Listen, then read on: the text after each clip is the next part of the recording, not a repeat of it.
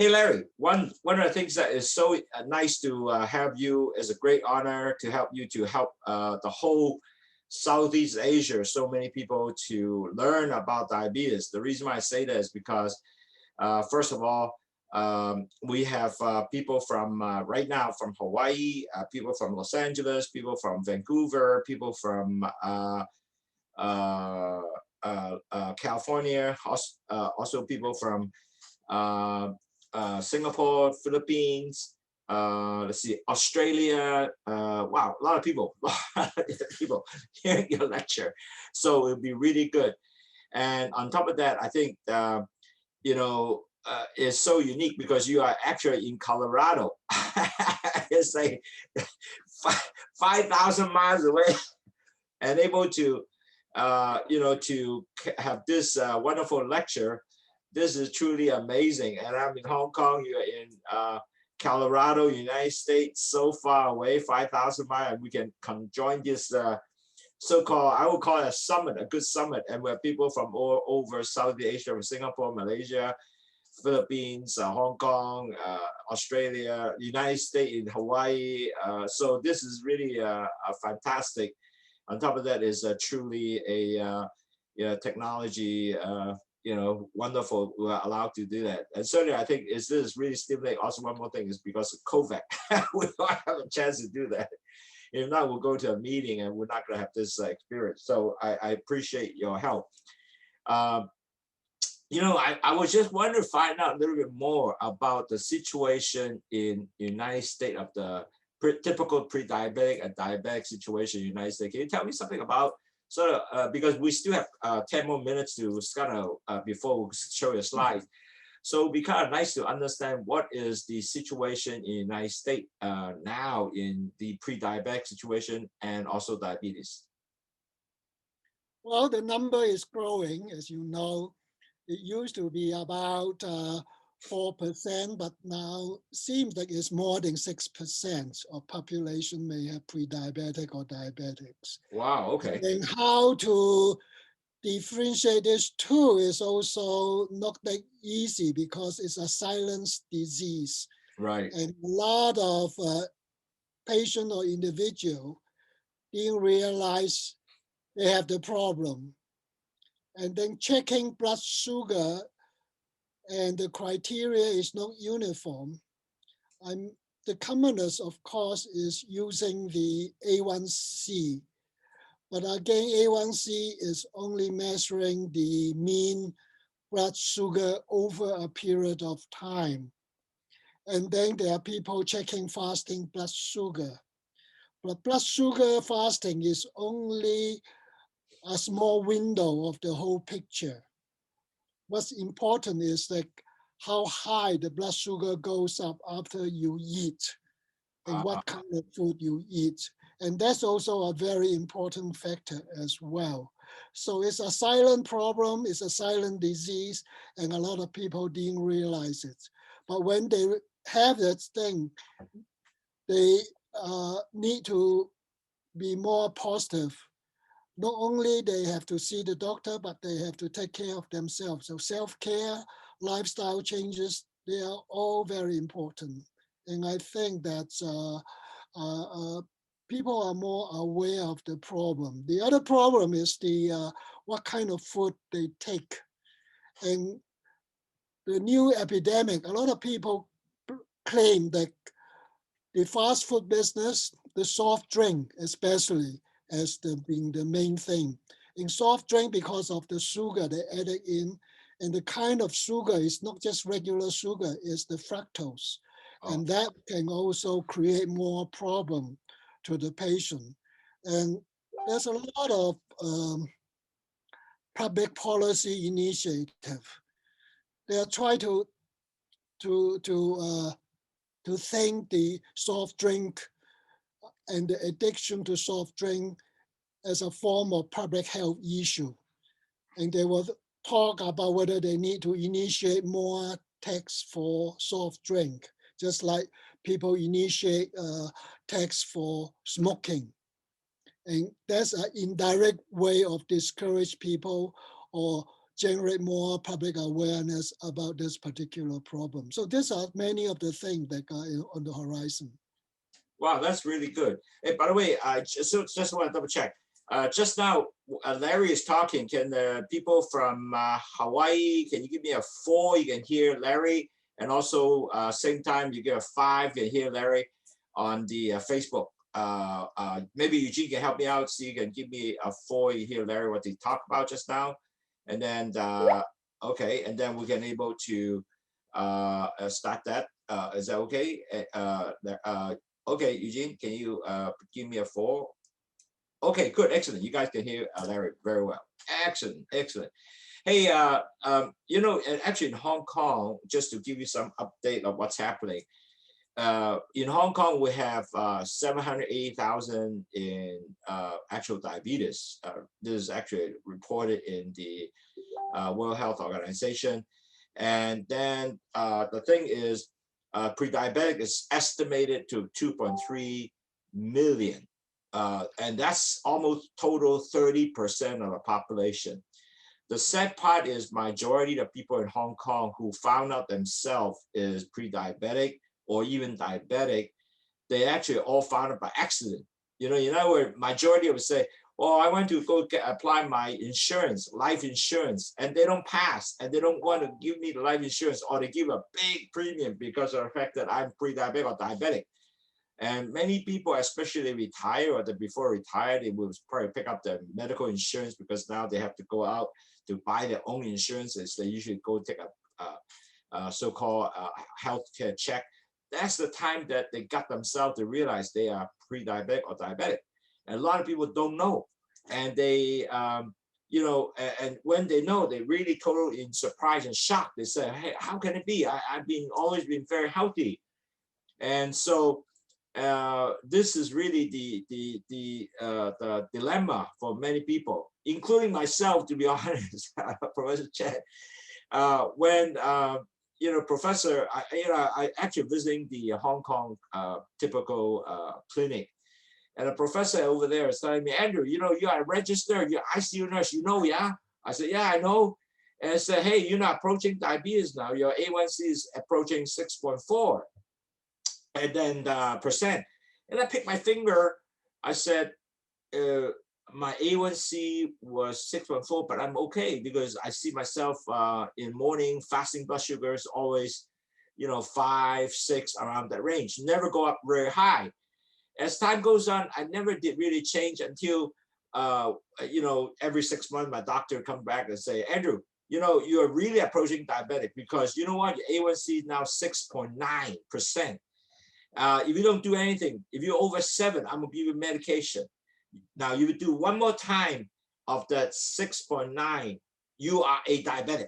Wow, at that time I got nervous. And then lucky, Abbott, you know, I used to work for Abbott, as you know, I'm regional director Abbott. And one of my Abbott friends, hey, I got this new thing called Abbott Libby, and you go able to look at it, you know, this little gadget here to help you to measure your blood sugar. So I start doing blood sugar, and then suddenly I said, whoa, after lunch, my blood sugar was up to 12, 13, which is like something like 240. Wow, then I get scared. And then at that time, then I start develop my Lowsutea and do diet change, exercise and all that. But really at the end of the day, even myself, somehow there's no motivation for me to change. It's very strange. I mean, I'm a medical person also, but it doesn't kick in. It doesn't, like the message getting here doesn't come into the brain to say, yeah, you have to act. I don't know. Do you have any, I mean, United States, do they have the similar situation? Or these people, do they know, but they really not acting? Well, I think you are just telling the same kind of story to many of the people that I know, and also many of the patients, because they didn't realize they have the problem.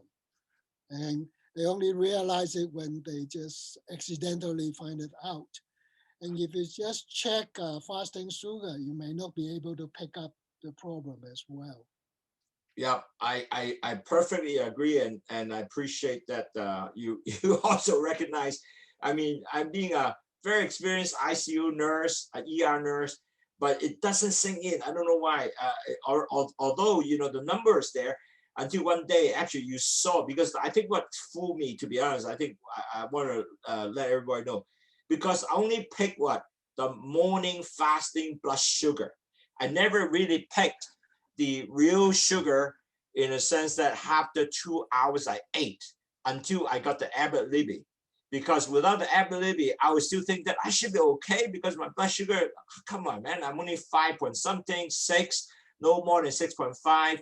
And on the other hand, this is really, I think that's where my downside, if you will, you know, I think that's what happened. So anyway, good. It's now 11 o'clock. Larry, first of all, I want to introduce Larry. I'm going to switch both Chinese and English now.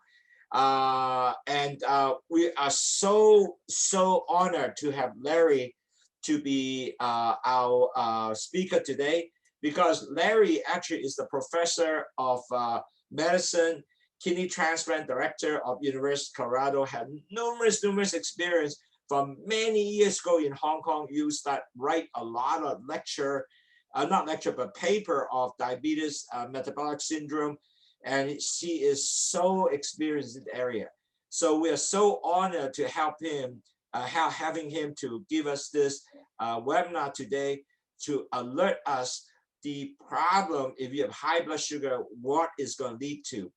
所以各位堂友，好多謝咧Professor Chan 咧喺University of Colorado 啦，咁遠嘅地方都俾一個咁好咁特別嘅webinar俾我哋，關於如果血糖好高對你身體有咩傷害咧？嗱，因為我諗你大家好聽過晒好多即係不同嘅教授講啦，咁我其實咧睇翻晒咁多個即係教授講嘅書咧。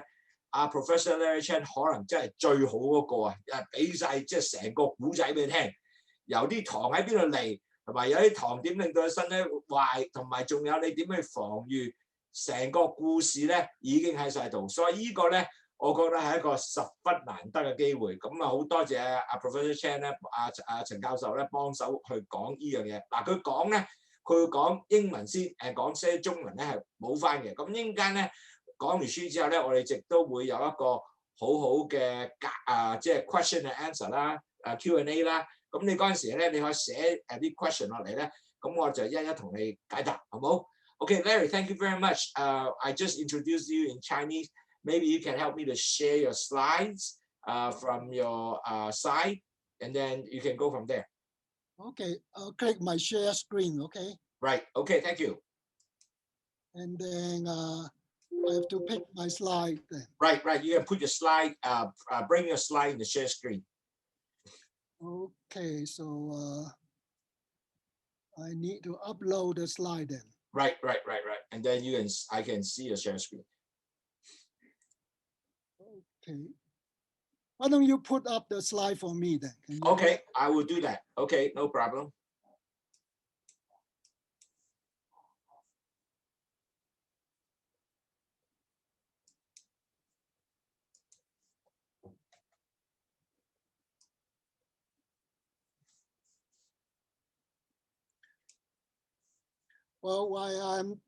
Well, Andrew is preparing the slide. I just want to say I'm really very happy to get this opportunity to work together with Andrew and to give you my personal perspective about the problem related to high blood sugar and how they relate to prediabetes and diabetes and what are their consequences and how we can prevent the complications and the side effect of high blood sugar. So I can't see the slide yet. So yeah, can you see the slide now? Can everybody see the slide? Okay, so the slide's there now. Yeah, okay. So why don't you just tell me next slide, I'll continue like that. How's that? Okay, or I can click on through here if I can. I don't think so because I need to share for you because of the fact. Okay. Okay, sorry about that. So I was asked to give this particular presentation about the harmful effect of high blood sugar, its consequences, and how we can prevent it. And I just want to give you a little experience of my personal perspective. I've been in Colorado for almost 40 years, but I was started in Hong Kong. And next slide, you'll show me my objective of this particular talk. I'm to trace the history of sugar and its relationship to the growth of diabetes as a global health problem. And really, we are now enter what we call a silent new pandemic. And this is diabetes or high blood sugar. And I'm going to examine the relationships of high blood sugar related to high blood pressure and lipids. So in Chinese, we call it some go sugar, high blood pressure, and high lipids. And all this lead to a lot of complications related to problem with mortality as well as problem with end organ problem. And we want to talk a little bit about the importance of good blood sugar control in preventing and delay the onset of diabetes. So thank you, Andrew, for giving the Chinese translations. And this basically capture what I'm going to say. But before I talk about the history of sugar, I just want to tell you a little bit about myself. Andrew, can you click on the next slide? So I grew up in Hong Kong and graduated from Hong Kong University. As you can see, that's Queen Mary Hospital. And was grateful to my wonderful teacher. On the right-hand side, you have the late Professor David Todd and Professor Rosie Young. She is still very active in Hong Kong and she's still in the Hong Kong University Council. She was the former dean and her major interest was in diabetes. And one of my first paper ever published was in diabetes with her when I was in Hong Kong. And because of diabetes related to a lot of complications, and I was interested in kidney disease. And this is Dr. Richard Yee, is considered as the godfather of nephrology in Hong Kong. And he was the former president of the Hong Kong College of Medicine. And I was honored to receive an honorary fellowship from him. And the other two doctors, they are very involved in treatment of diabetes. Dr. C.H. Leung, a lot of people in Hong Kong knows him. He is chairman of the University Council and was on the legislature for the Hong Kong government. And he did one of the first kidney transplant in Hong Kong. And it was during that time I have the honor and privilege to participate in one of the early transplant when he was very active at Hong Kong University. And this is the late Professor Li Lixi. He was considered as the pioneer of kidney disease and diabetes in China. And when Andrew was vice president of Baxter's renal care for Asia, we have visited him and we have a lot of projects together to initiate the kidney dialysis program in many parts of China. Next slide, please, Andrew. So this is where I start. You can see here that this is one of the first paper I published with Professor Young. And at that time, there were really not that many diabetic patients in Hong Kong. And as you know, most of the Chinese in Hong Kong, when they have diabetes, most of them are type 2 diabetes at that time. And I can count it was less than 1,000 for over the year. And this is one of the, probably the second publication in English literature talk about diabetes among Chinese. And I also have some of the projects that relate to that. Because of the common complication of diabetes with kidney disease, so I was involved in interest in kidney disease. And here I just show you that this is number of kidney transplant in those days. And I was in Hong Kong after graduation 72 to 76. And you can see some of the early transplants when I was involved with Dr. C.H. Leung. Of course, the number has increased, but the number is still not quite adequate for the population we have in Hong Kong. Next slide, please, Andrew. So I left Hong Kong in 76. So I've been away for almost 50 years already, approaching. And I landed in Oxford for my further training. So in addition to my specialist training in kidney disease, I also involved with biochemistry and metabolism. And I was fortunate to, under many famous mentors, including Sir Hans Krebs, a Nobel Prize winner for biochemistry back in '53, and another of Dr. Krebs' student, Dr. Ross. And I was accepted to a college under the president of that time, Sir Richard Doe. And he was the first recipient of the Hong Kong Shaw Prize back in 2004 for his contribution in medicine and about the relationship between cigarette smoking and cancer. So these are my background when I was in Oxford for almost 8 years. Then I left Oxford and landed in Colorado. Can I have the next slide? And before I moved to that, I was interested in biochemistry and metabolic study, and this is what Dr. Krebs contributed. And this cycle is called Krebs Cycle. So whatever we eat, metabolism, we change it to sugar. And sugar will go into the cell and then mitochondria to generate energy. So it's burning off the energy so that we can move around. So if we do exercise, we burn the glucose, we develop energy, and we also build up some other metabolite building up in the body. So I was very involved in that, and my PhD was related to the biochemistry and metabolic study. My next slide. And one of the areas that I was interested was related to how we can measure metabolism chemistry using the non-invasive machine.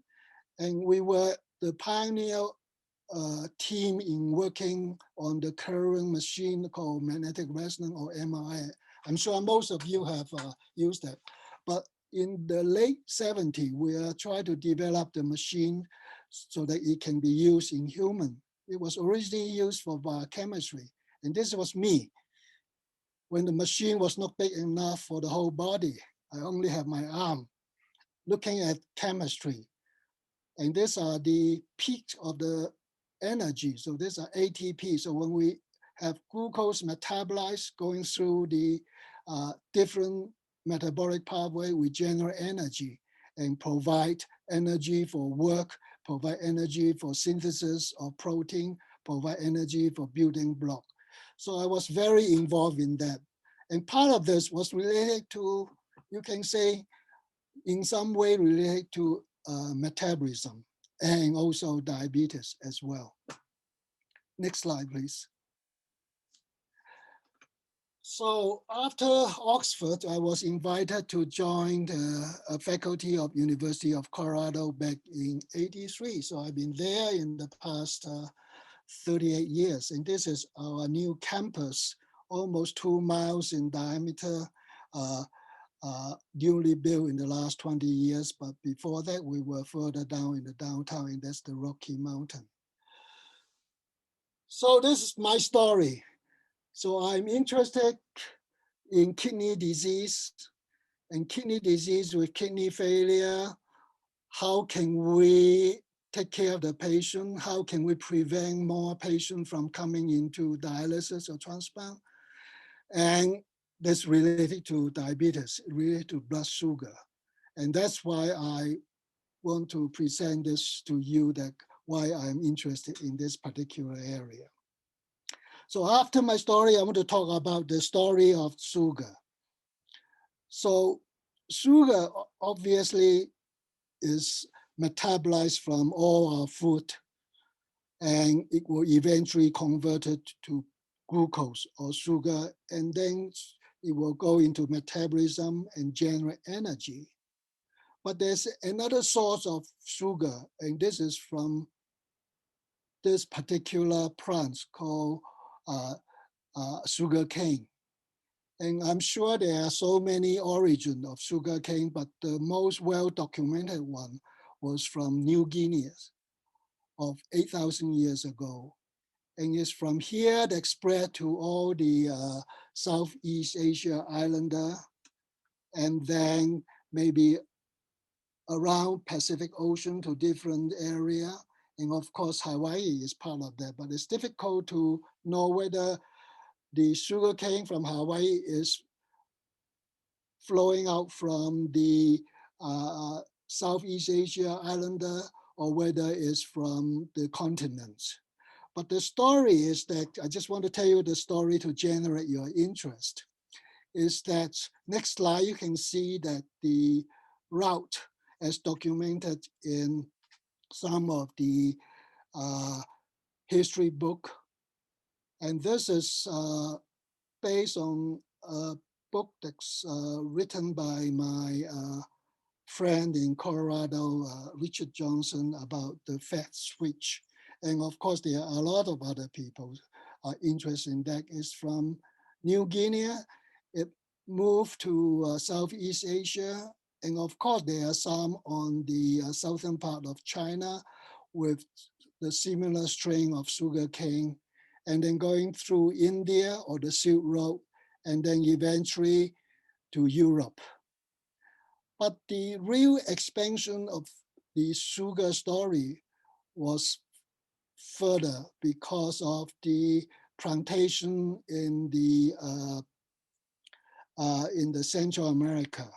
Can we have this next slide? So there are documentation, and whether this is real history or this is a fable, that on the second voyage, that is back in the 15th century, that Columbus stopped in Canary Island, which is the island outside Spain on the coast of West Africa. And he fell in love with this noble lady, Beatrice de Bobadilla. And on leaving, she gave sugarcane cutting to Columbus to bring to America. And that's where sugarcane was started in Central America, and then spread to America. And then from there, because of plantation, because of migration of African Americans, and then you have plantations. So that's the story. And you can see the next slide because of the, 或者我講講咧，俾啲香港人聽聽好嘛？或者我得好 OK。第一咧，你知唔知糖咧係8000年前已經喺即係呢個 New Guinea 嗰度出現，然後就發去全世界。咁發全世界裏邊咧，就好多人咧，其實都唔知道一路落去歐洲。咁但係點去咧？其實仲有咧，可能係喺1493年嘅時候咧，點解仲由呢個歐洲帶到去美國咧？咁就係哥倫比亞第二次航行嗰陣時咧，佢個情人咧叫布巴比Della。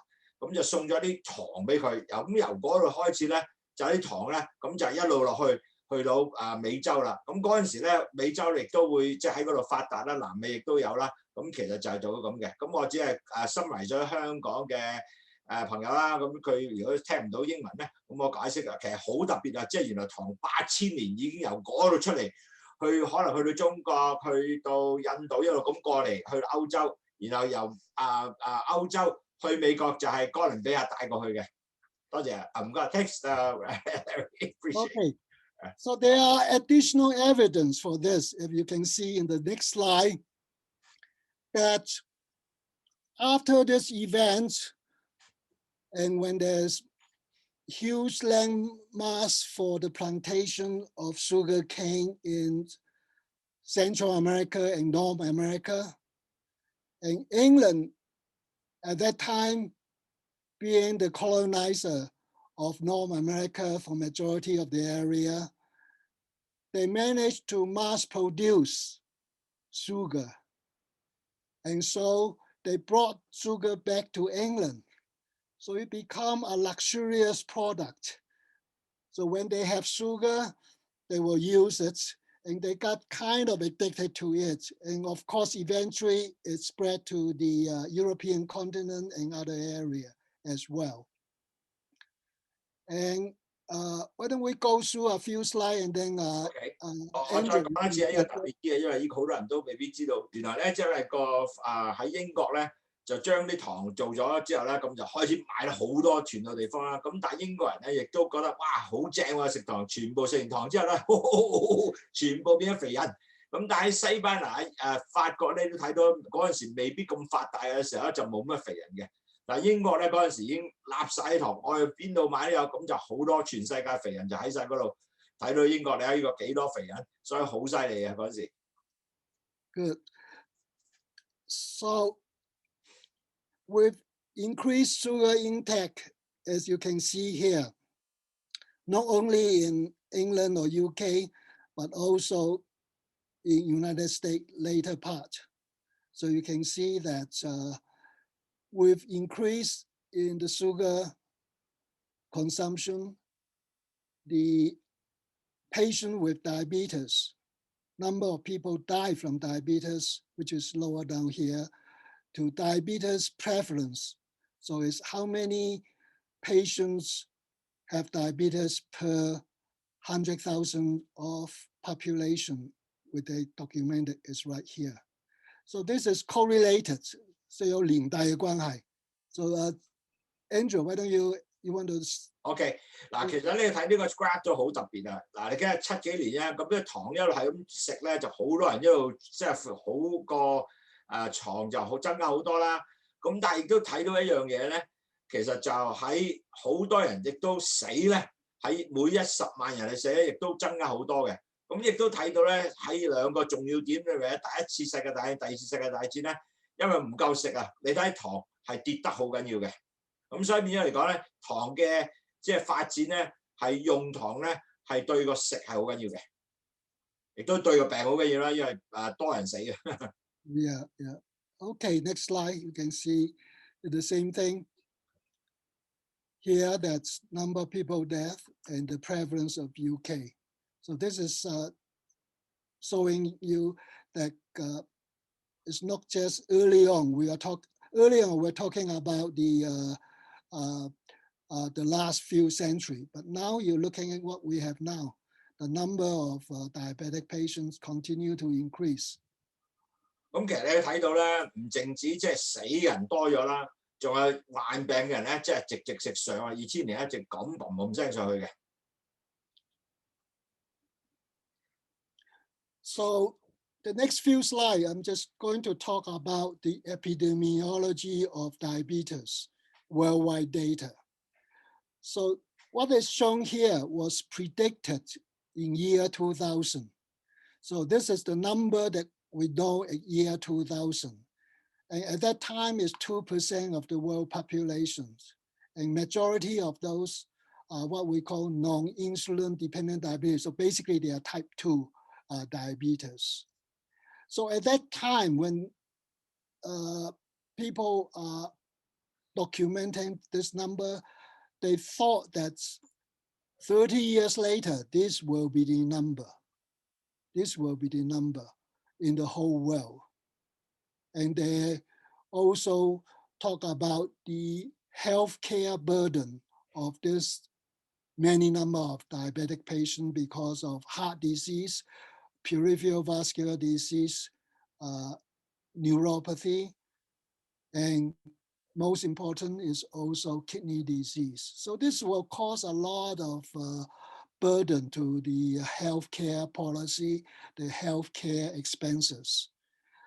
But this was the prediction 20 years ago. But in fact, by now, which is before 2030, we already overtake this number.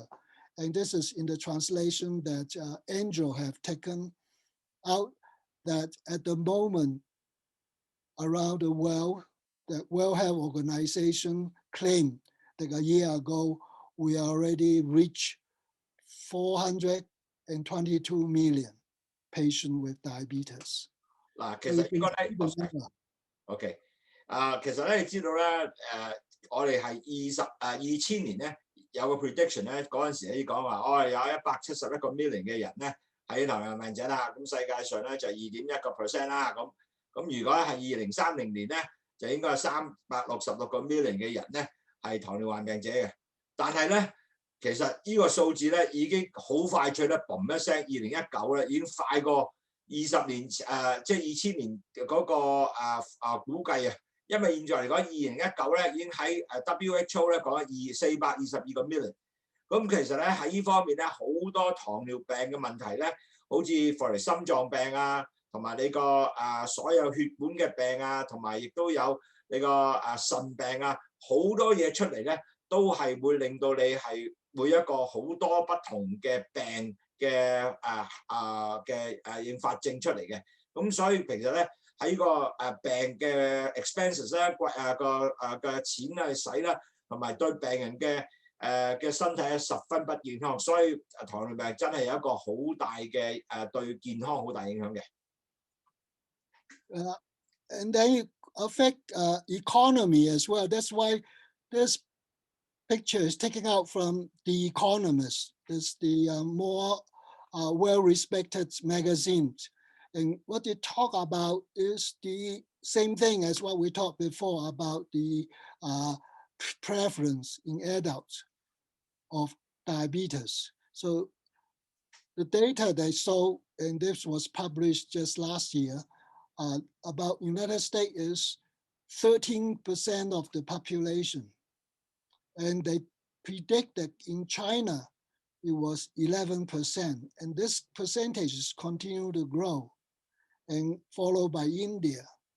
So even though people think that diabetes is a Western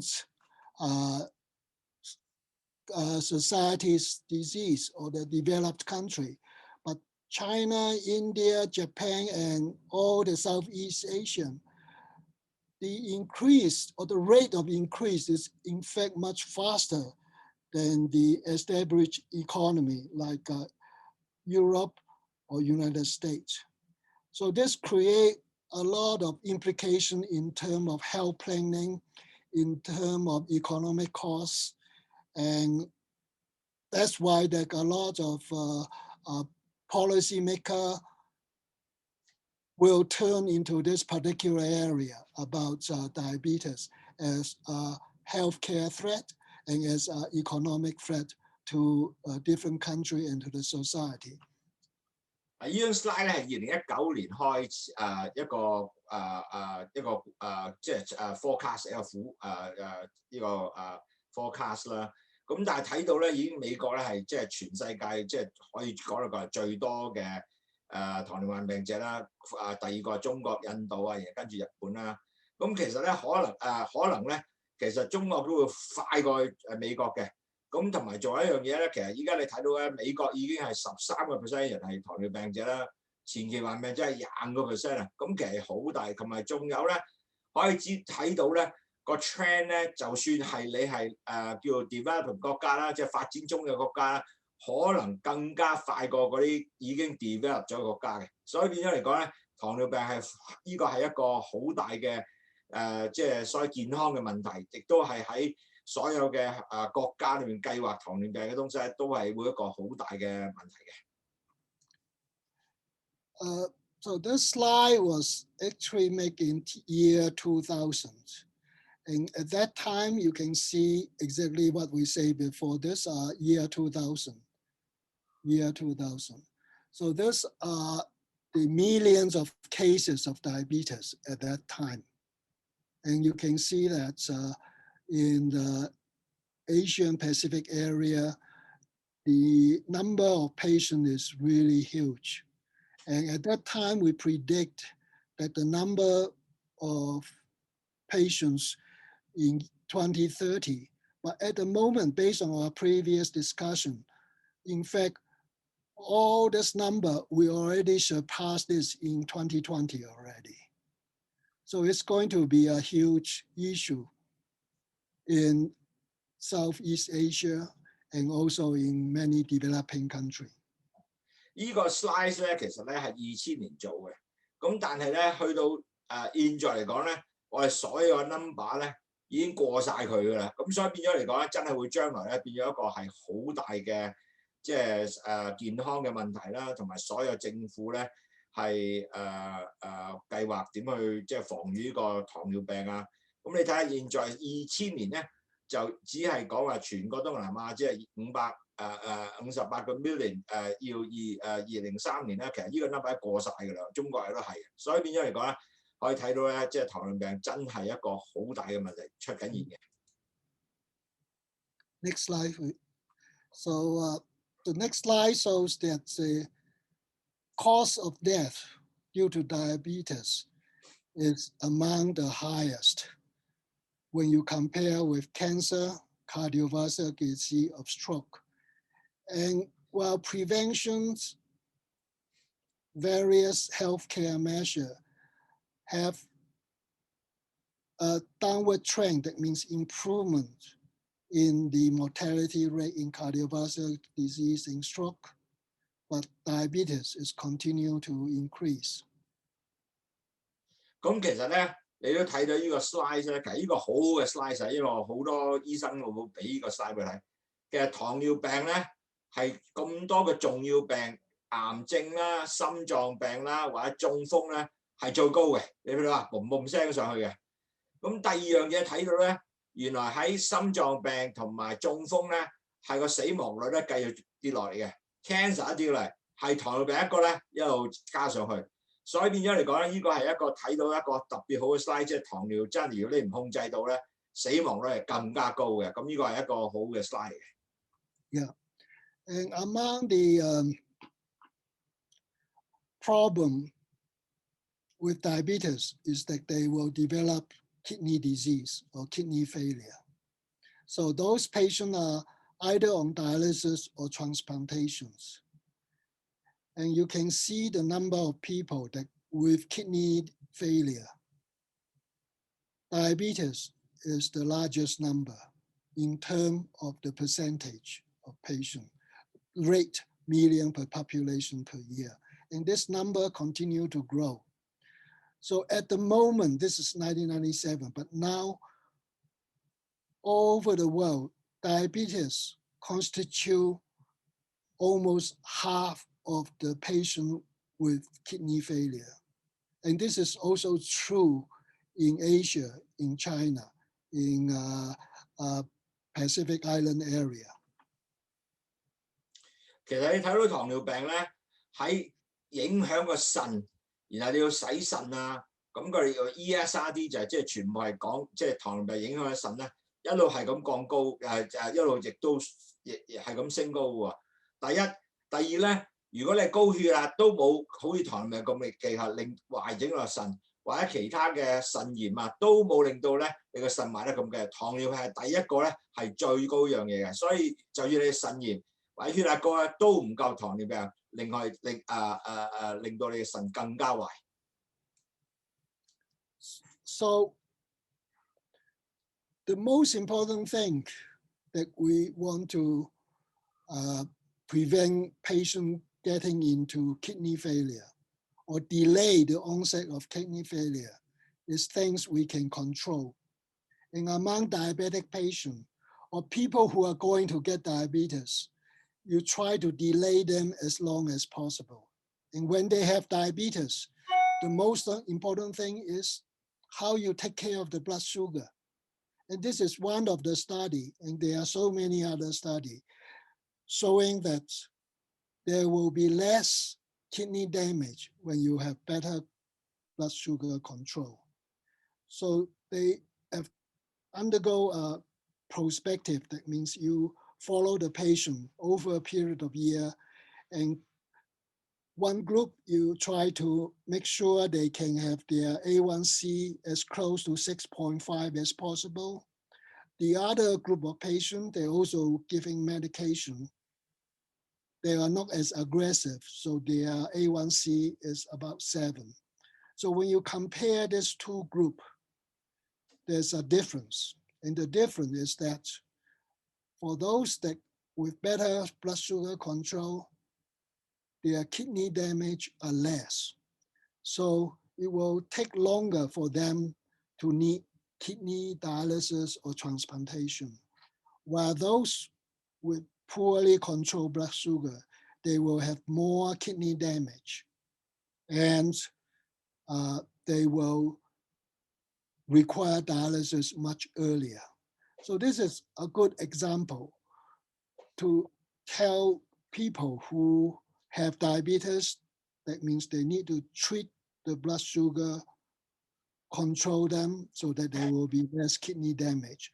For people who are pre-diabetic, you don't want them to get diabetic. At the same time, you also don't want them to get other organ damage, including the kidney damage, because high sugar can affect different organs very early. It takes a long time before you show the effect, but the damage is ongoing and is silent. And so controlling of blood sugar is an important prevention of organ damage.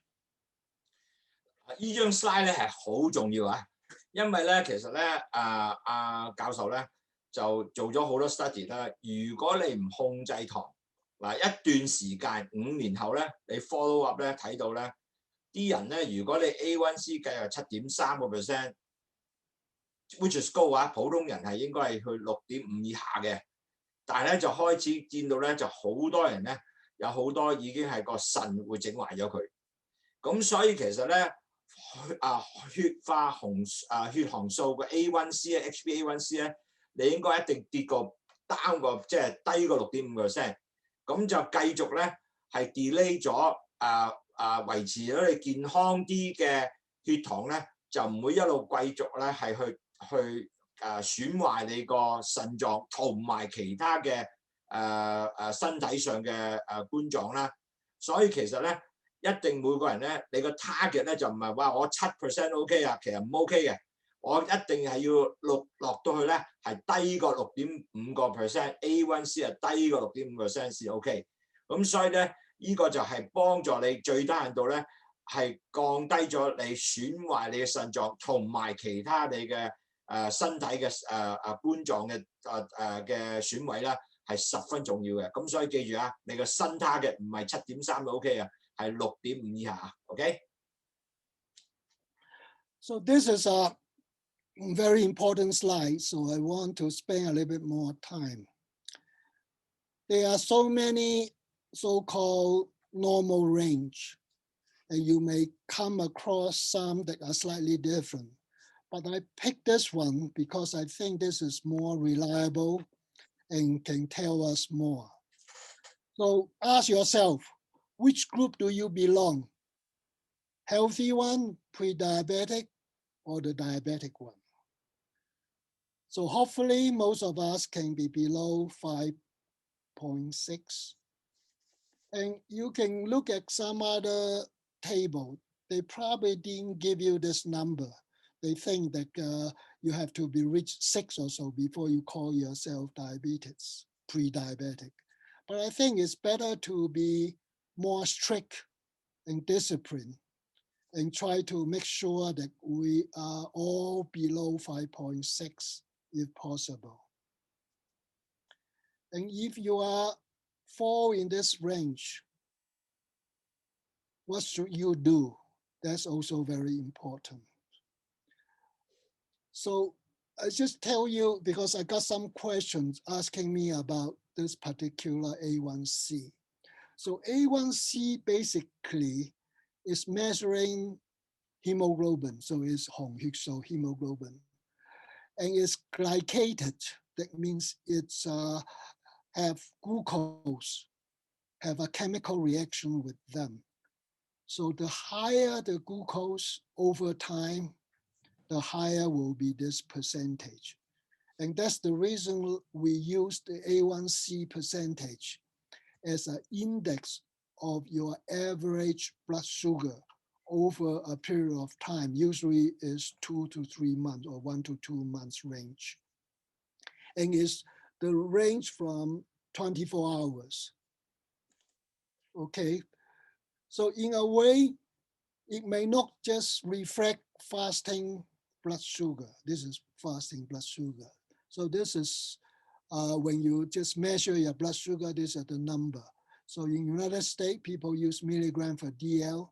Hong Kong and UK and some European country, you use millimole per liter. So these are the equivalent. 7 means 126 or so. 100 is equivalent to 5.56. And you want to be below 100 for fasting sugar. And for the IU system is have to be below 4, below 4. And so this is fasting, but fasting may give you a false sense of security, because what's important is what you eat. And after you eat something, whether your body can control the sugar after the absorption of your food, which is the sugar level at 1 hour or 2 hours. And that's the reason that we have this test on the right-hand side called oral glucose tolerance test. So it's a test that requires you to first measure a fasting blood sugar first. So that means you are not supposed to eat anything in the past 8 to 12 hours. And then you will drink a glucose drink, a specific standard amount of 18 grams of glucose. And after you drink the glucose drink, we will measure your blood sugar at 1 hour and at 2 hours. Usually the maximum absorption are between 1 to 2 hours. And we want to see whether how quick it can go down as well. So the peak blood sugar level is an indication of whether your body can generate adequate insulin. And that amount of insulin is good enough to get rid of or to mobilize the blood sugar into the cell so that the glucose will be lowered. But not many people go through this particular test.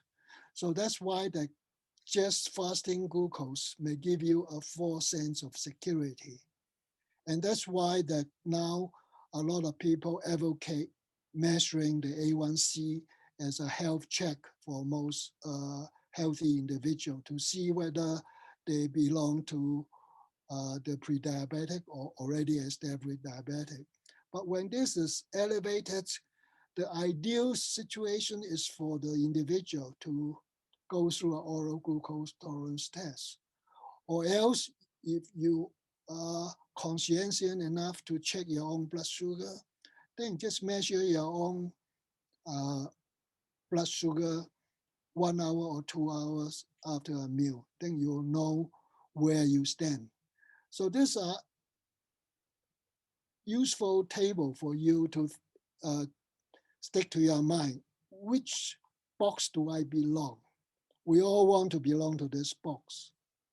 Can we, if you are on this middle box, you try to maintain the sugar lower, then hopefully you become healthy again. If not, at least you won't go to the diabetic group. So this is something that all of us need to be aware of and strive to maintain our sugar in optimal range. So, OK 嗱，呢張 slide 咧其實好重要嘅。其實呢個教授咧講呢張 slide 係十分清楚。第一，點解咁多人依家要度呢個叫所謂嘅 A1C 嗱？首先講咩叫 A1C 先啦。A1C 咧，我每個人咧都有啲叫做紅血球，就係 hemoglobin， 即係糖化血紅素啦。咁咧就好多嘅糖咧就會 attach to 依嚿紅血球啦。咁我哋 measure 個 percent 嘅糖 attach to 佢啦，咁就知道咧我係有6.5% 啦，或者7% 啦，一路咁上去。咁其實你第一問下自己，應該想喺邊笪地方咧？我應該5.7至6.4啊，一係6.5咧。咁如果你係糖尿患病者咧，其實你都希望你自己跌翻去6.7以下，唔係6.4以下。去到最緊要咧就去到更加好嘅就去到5.7。咁但係呢個係一個好重要嘅。如果係前期患病者咧，你應該亦都希望你自己由6.4跌翻去5.6。OK， 如果唔係咧，你個即係傷害好大嘅。其實呢個嘢，因為長遠咧就係破壞你啲血管啊，同埋所有身體各位不同嘅organ 啊，咁變咗嚟講咧係會對身體唔好啦。咁好多時咧，我哋好多人咧都誤會咗，我依家空腹糖好鬼正啊，其實都唔差。我依家度咧只係都係5至6啊，或者7啊嗰之間啫。咁其實咧好多係錯覺咗嘅。其實最重要咧就唔係做呢樣嘢嘅，因為 A1C 咧係當俾你24個小時嘅或者3個月裏邊嘅數字咧，度咗空腹脫糖咧，其實只係嗰點嘅啫。仲有一樣重要點咧，就係你睇唔到你食咗嘢之後，你個有冇夠唔夠胰島素咧，幫助你去將啲糖咧係帶入去你嗰啲細胞裏邊。咁所以咧，其實咧真正要度咧，就亦都要有一個口服嘅葡萄糖俾你去測驗嘅，呢個叫 oral glucose tolerance test， 個 GTT test 啊 ，GTT test。咁呢個 GTT test 咧，你就係飲呢個糖水咧，係有18 gram 嘅糖水啦。咁係度飲完之後咧，你就會係1個鐘頭後會度一個糖啦，藥抽血啦。第二個鐘頭亦都第二個糖啦。咁就睇下你個糖咧係咪有即係嗰個糖喺個身體裏邊搞成點啦。如果你係夠胰島素嘅話，咁你當然啦，你個糖咧就會係跌到落去。如果香港嘅，你應該由唔會喺11嗰度啦，係7.2以下啦。如果你前期患病者咧，就應該喺8至11裏邊啦。如果你真係糖尿患病者咧，11嘅以上啊。咁所以變咗嚟講咧，好重要咧，你一定係要睇呢個口服葡萄糖，就唔好俾你誤住，口服好正啊，冇乜事啊。其實咧，呢個先係認真睇到你自己 O 唔 OK。如果你睇到自己唔 OK 嘅話咧，你真係啊，希望你大家注意啊，要飲食方面啊 ，exercise 啊，食藥啊，幫助你降低過係喺即係喺A1C 低過6.4以下。咁最好啦，如果低過6.4以下，再一路落去咧，係到5.6啊更加好啦。咁但係如果你現在已經係6.5以上嘅咧，希望你係低翻落6.4以下。So this slide gave us a concept about what happened. This is 24 hours, okay? 7 o'clock to 7 o'clock the next day. So these are the time when you have breakfast, your lunch, and maybe your dinner. And the red line is the blood sugar level. It's just one example. So your blood sugar fluctuates when you take your food, okay?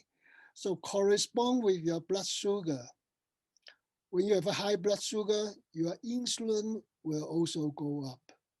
And the reason the insulin go up is because they want to mobilize the sugar into the cell so that the glucose will come down. How much insulin is needed also depends on individual and whether they have resistance or not. If they have resistance, then the islet cell or the pancreas will have to work harder. So you will have a higher insulin to accomplish this, to get the blood sugar down.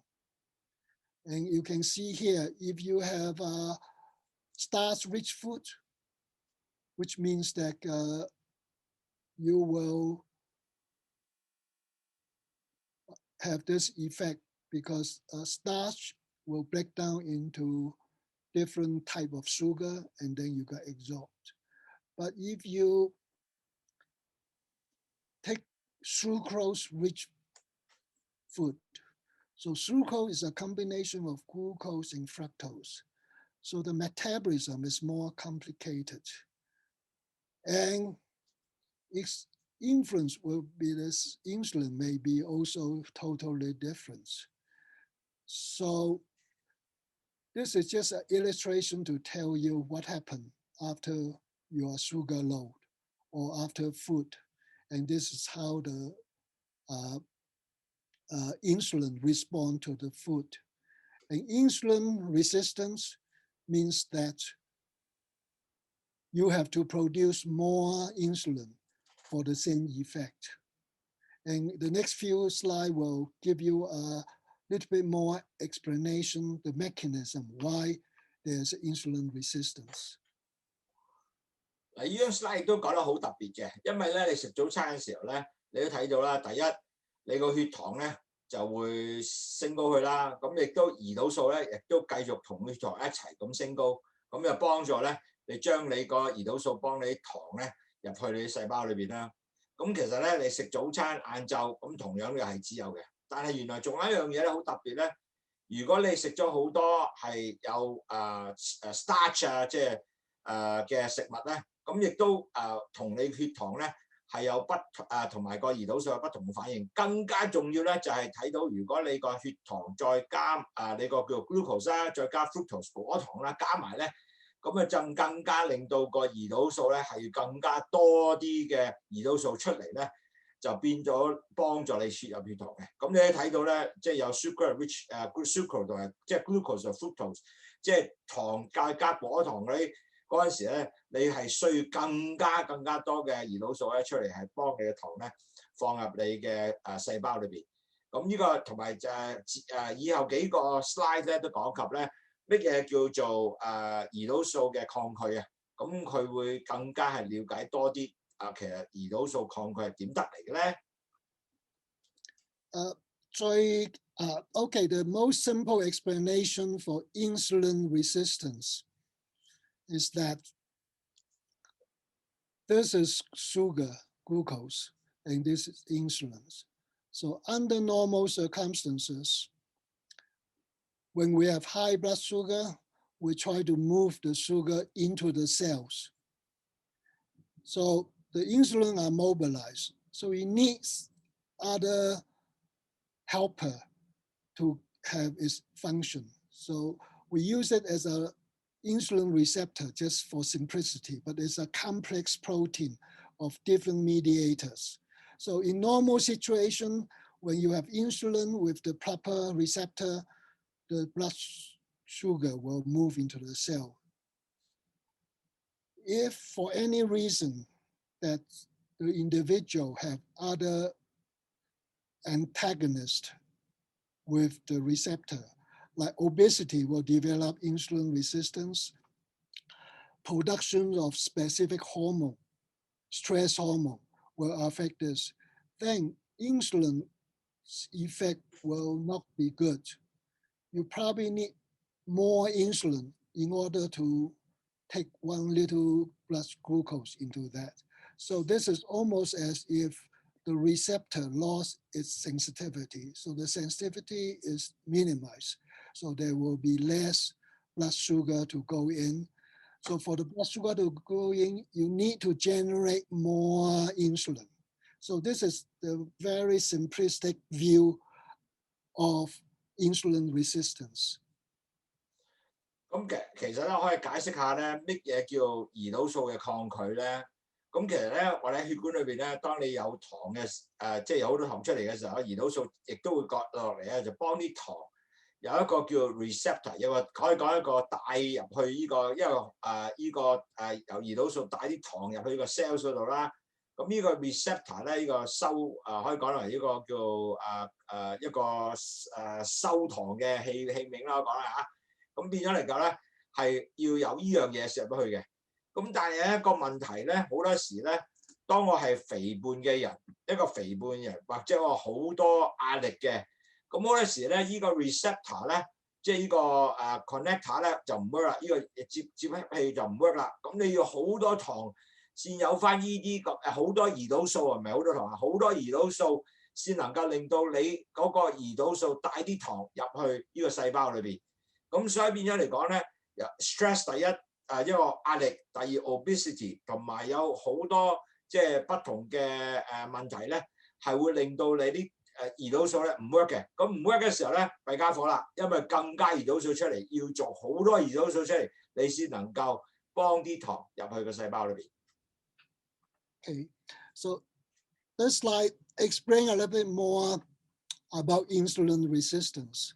So when you have insulin resistance, sugar will be elevated.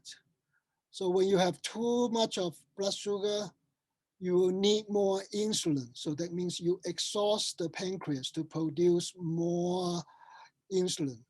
So that means you will have beta cell dysfunction.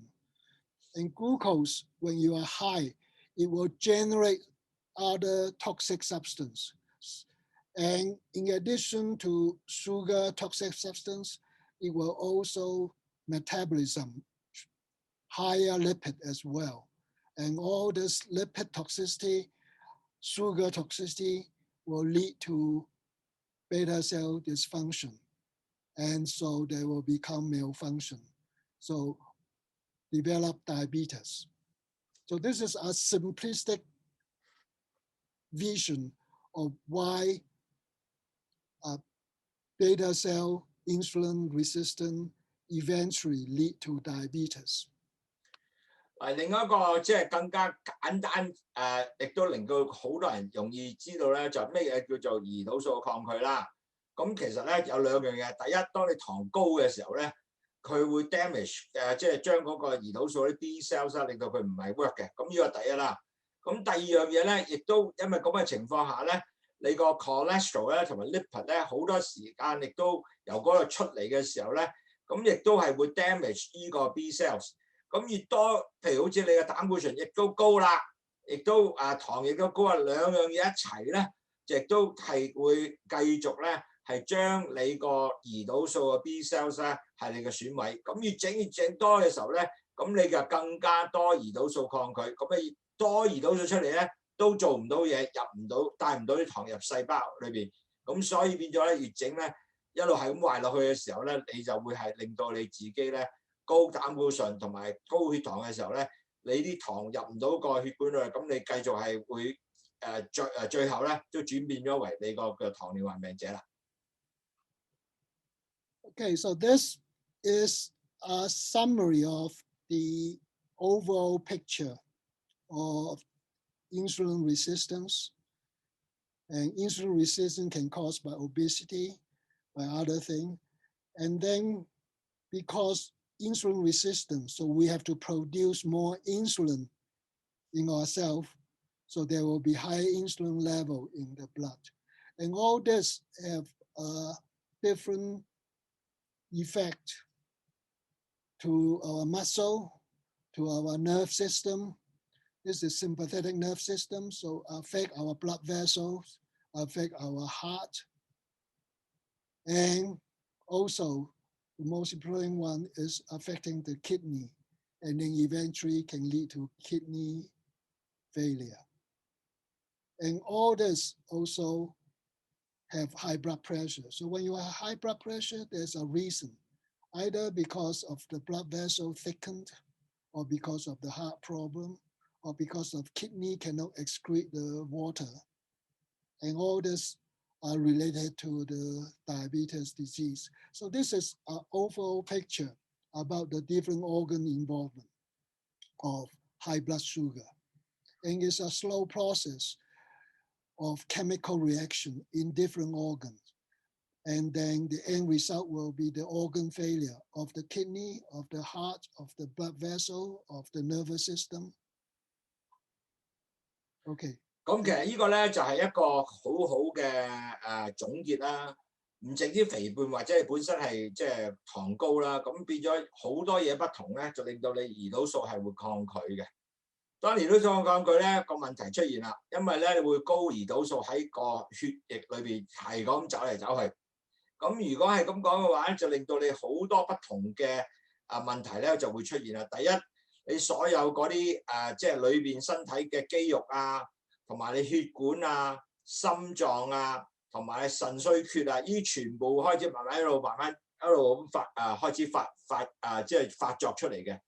咁你後患症就好大㗎啦。咁繼續咧之後咧，你有血壓高啦，唔淨止你即係嘅腎會開始壞啦，心臟開始壞啦，血管開始硬化啦，做咗好多嘢出嚟咧，令到你咧嗰啲血管咧有嗰啲 plaque 喺晒度啦。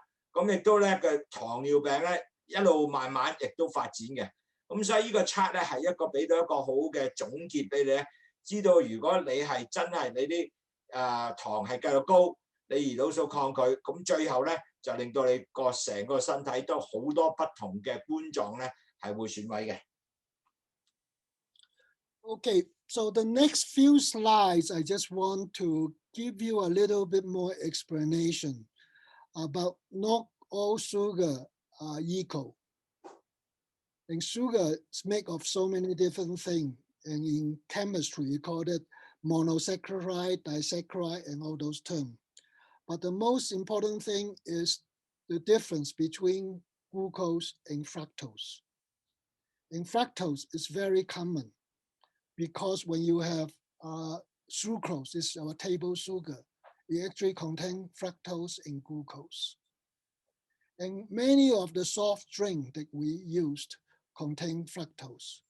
And all the sweet, also they have high fructose corn syrup.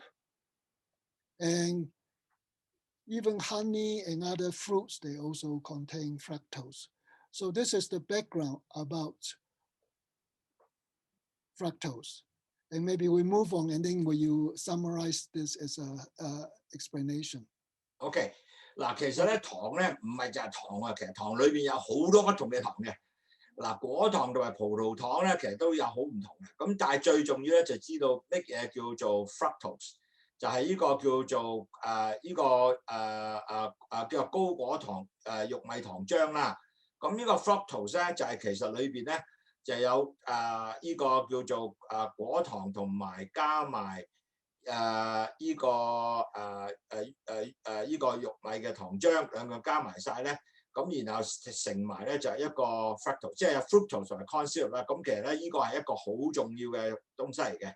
咁亦都有，如果你話係你食嘢啊果糖啊裏邊咧都有呢個 fructose 喺裏邊嘅。咁譬如咧尤其是你個 juice 啦，或者你個果汁啦，或者啲乾果啦，其實都有好多 fructose 嘅。但係最要知道咧就係 fructose 咧係對身體有一個咩害處咧？咁下幾個 slide 就會講俾你聽啦，就唔係就話糖就係全部一樣嘅，其實唔係嘅，裏邊有好多不同糖嘅。咁你要知道咧，原來糖係有不同啦，咁就係有不同嘅對身體有不同嘅唔好嘅地方係話翻俾你聽。咁下一個 slide 就會講俾你聽啦。So this slide tell you about the popular drink. We just picked this one, but all the sweet drinks, they all contain lot of sugar, especially fructose. And because fructose are more palatable, much present, so people become almost like addicted to it. And these are the number of sugar cubed correspond to one bottle or one can of the Coke.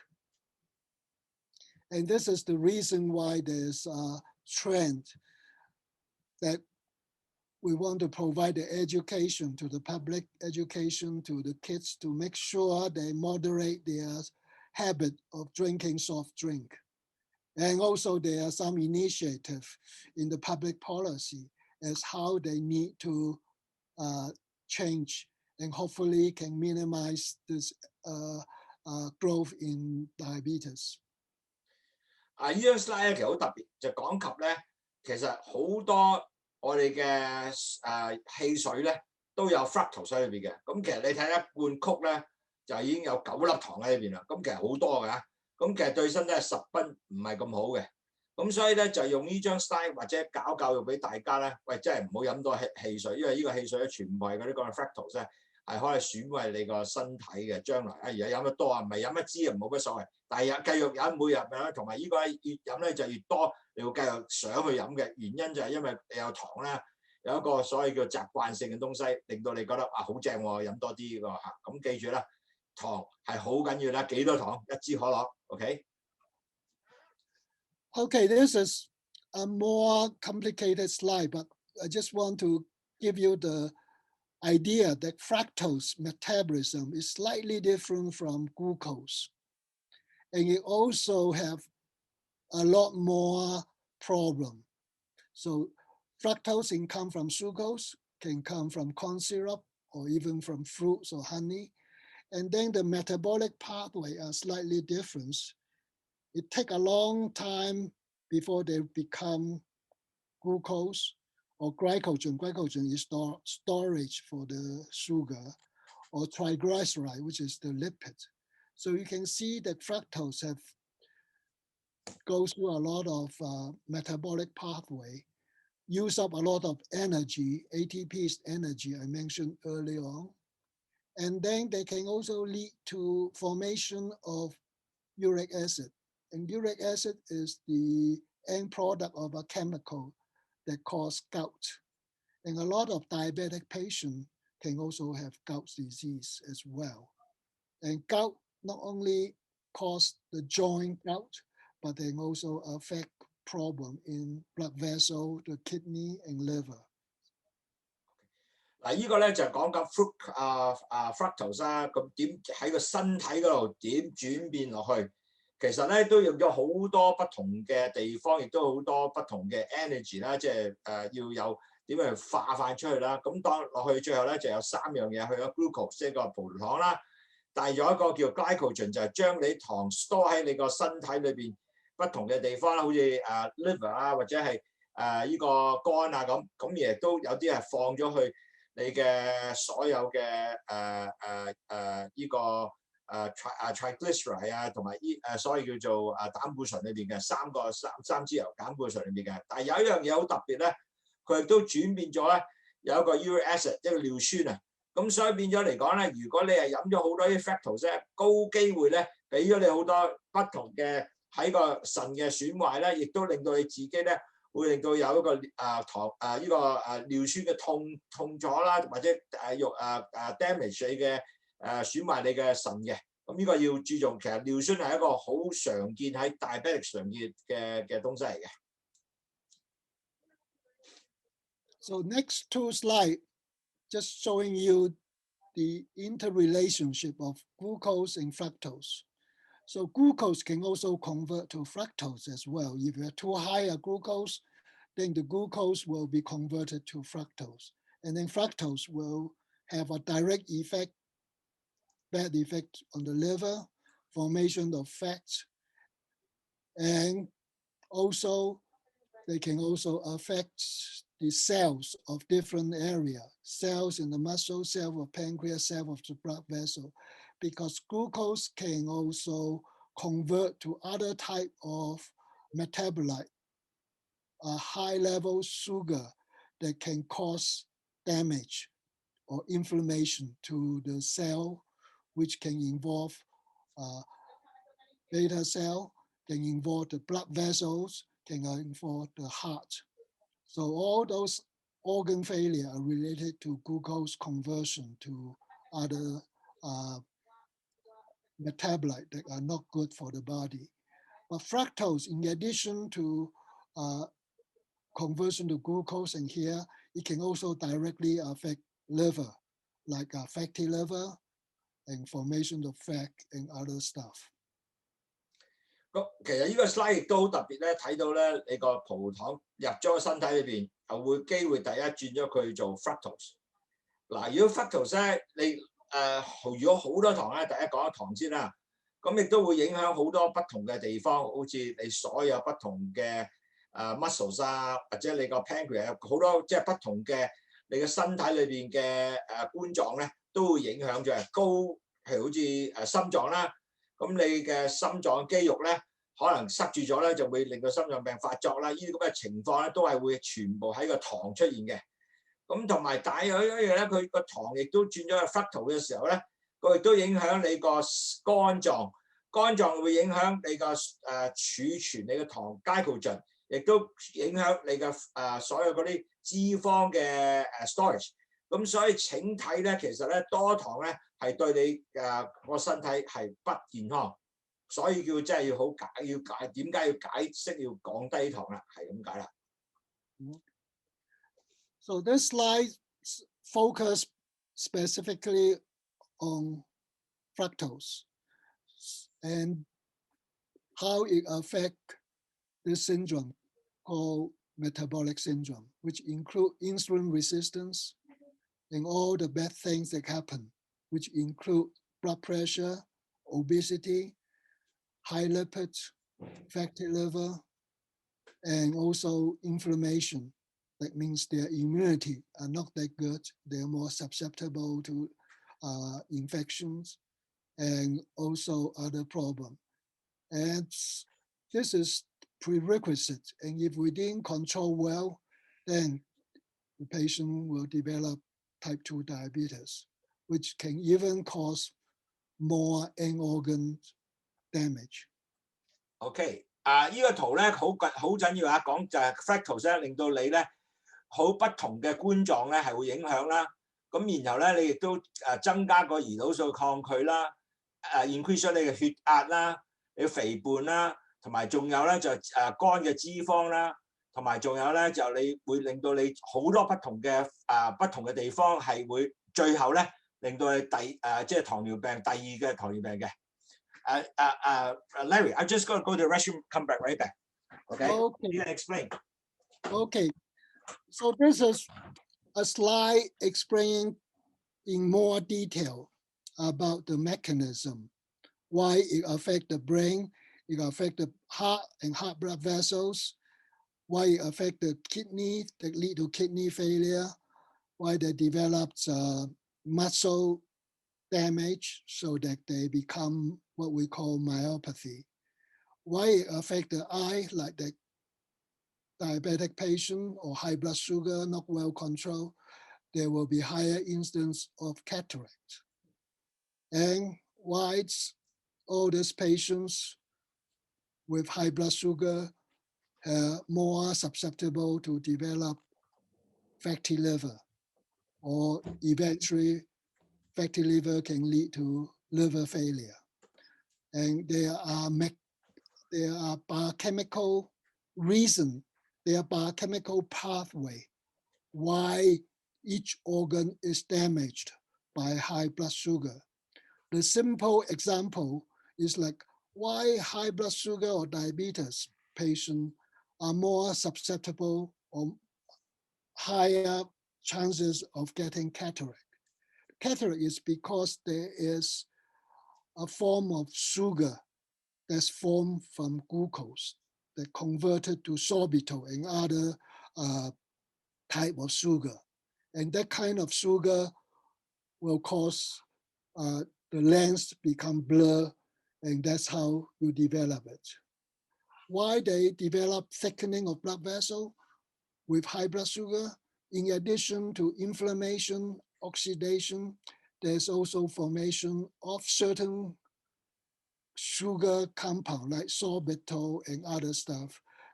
And in addition to the high cholesterol that thicken the blood vessel. Regarding the kidney for high blood sugar, why the kidney more chances of getting kidney failure in diabetes? The earlier stage is the formation of new kind of sugar. The second stage is the effect on the energy consumption, the working of the kidney. That means the kidney have to work harder and less efficient.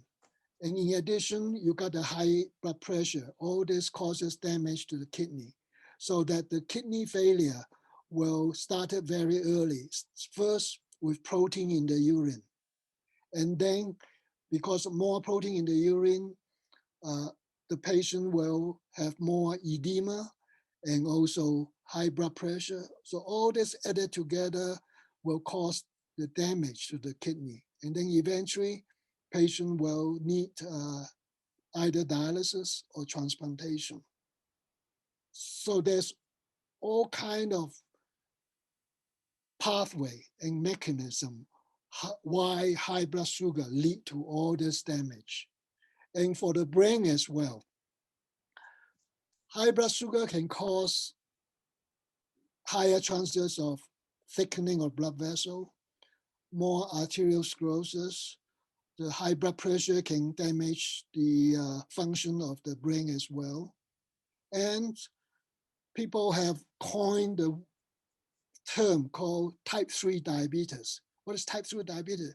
Is patients have all kinds of the complications of diabetes, which means high blood sugar, high blood pressure, maybe heart problem, high cholesterol, and also may have early dementia or early Alzheimer. So they call this type 3 diabetes, specifically related to dementia or Alzheimer's disease. So this is just give you a bird's eye view of why high blood sugar is bad for the body. It's not just one organ, it's all the organs that are related. 哇！呢張 slide 咧，老實講就係好好啊，令到大家睇到咧，原來咧高糖咧係唔係令到一笪地方，係全身體都有問題。咁嗱，一路講落去咧，你第一講到眼啦，眼嗰度咧，其實咧就你會可能有白內障，因為啲糖加埋令到眼個 lens 就蒙咗啦，咁啊白內障啦。咁亦都有不同嘅肌肉咧發炎啦。咁同埋最可以令到你個腎唔係肝臟咧，亦都有即係個 fatty liver 啊，令到你好多地方用唔到啦，同埋即係令到你係有個問題喺度啦，喺個喺個肝臟嘅問題啦。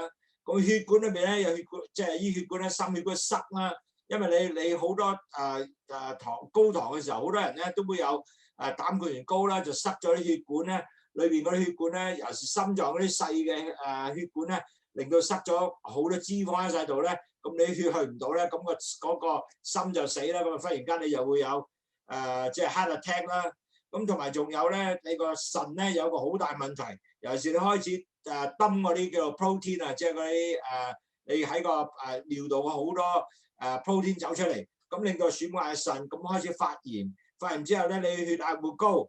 血壓高又 damage 個腎，整下你個腎咧就唔 work 就要點啊？洗腎啦，或者換腎啦。咁喺腸臟嗰度亦都有好多不同嘅地方，你個腸咧係開，因為佢全部你咁多糖喺裏邊啊，令到啲糖嘅一路喺度整到個腸咧唔係個 function 咁好啦。咁同埋仲有一個好重要，好多人唔知道咧，原來個腦啊〜如果你高糖咧，對腦係好大問題嘅。咁依家亦都講咗唔係type 2啦，大髀咧依家第二型啦，依家個第三型。點解第三型咧？其實咧呢個係新嘅多人講嘅一個總結啊。如果你第三型就話你係第一你血糖高升嘅，第二你血壓高升嘅，第三你亦都有好多心臟病嘅問題啦。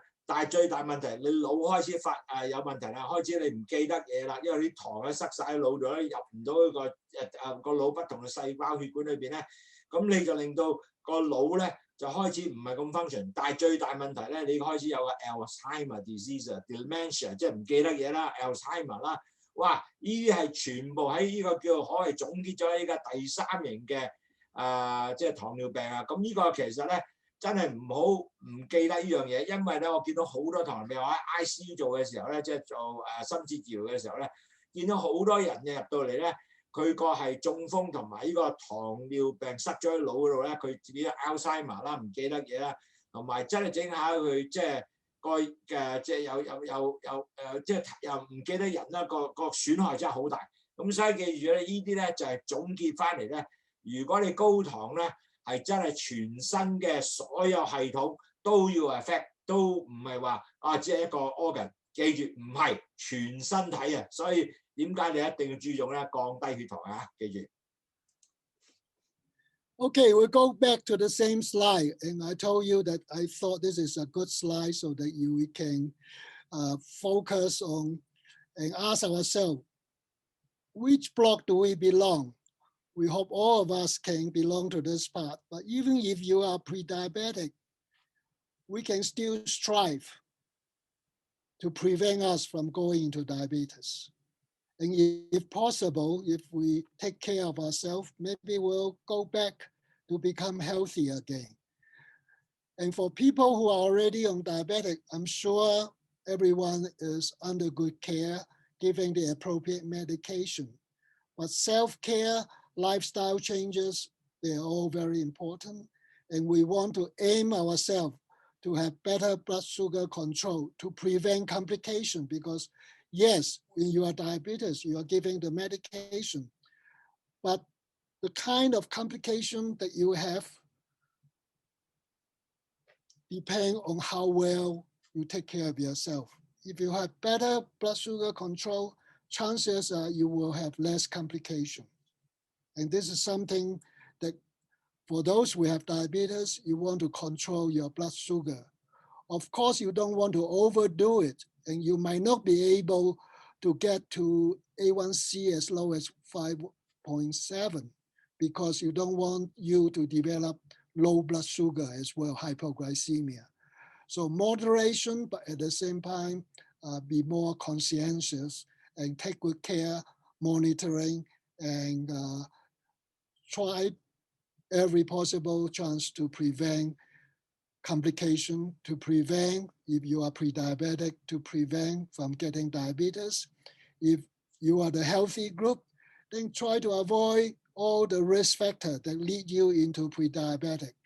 There are avoidable risk factors and there are unavoidable risk factors. For unavoidable risk factor, we can't do anything, but there are many factors that are avoidable. 呢張 slide 教授咧，亦都再覺得係好重要俾大家知道啦。第一，如果你依家已經係糖尿患病者啊，咁你係希望你哋唔好話諗住你6.4都 OK 㗎啦，A1C 6.4% OK 啦，其實唔係，希望你咧就喺呢度咧係咁降低，跌到翻去咧係到5.6以下，咁能夠令到你係 healthy 嘅。咁但係咧，如果你已經係糖尿患病者咧，其實你個 target 咧就唔係7或者係8，其實你由呢度咧係要令到自己希望係跌翻6.4，因為如果你繼續6.5以上咧，你個身體係繼續損毀嘅。咁所以你可能要需要咧，你轉到你自己嘅生活習慣啊、食嘅嘢啊，全部將你個 A1C 繼續降低，去到6.4以下。嗱，當然啦，你亦都未必話好容易去到5.7嘅，因為好多時咧，你會變咗叫 hypoglycemia，即係佢低糖低得滯。咁但係咧，一定係繼續由呢度咧跌到6.4以下啦。好似我哋其實香港有好多個糖友咧，有個糖友啱啱翻嚟咧，已經話俾你 Ella， 佢本身係佢個糖咧已經係 A1C 係90嘅，但係佢依家3個半月之後咧，佢飲咗去糖茶跌到係5.8啊。咁佢就嚟亦都去到5.7㗎啦，咁佢會好努力嘅。佢就係第一飲去糖茶之中，亦都去做咩啊？做 exercise 啦 ，control 個 diet 啦，佢亦都佢個磅數係冇乜問題嘅。佢亦都日日好用功咧，去度佢自己嘅糖，知道自己點。佢用個 Epidemiology 度嘅，所以佢咧能夠令到佢自己咧去到5.8咧，即係由10去到5.8，我覺得係一個真係 achievement 嚟嘅。Okay, so this slide summarizes who is more likely to develop insulin resistance or pre-diabetic.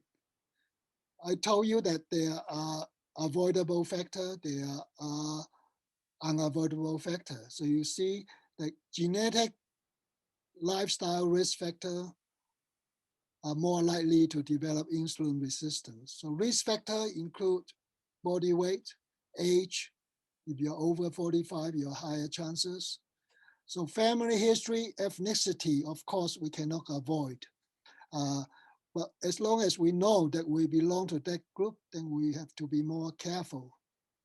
And whether you belong to that or not, we need to maintain good lifestyle, increase physical activity, because inactivity can lead to insulin resistance.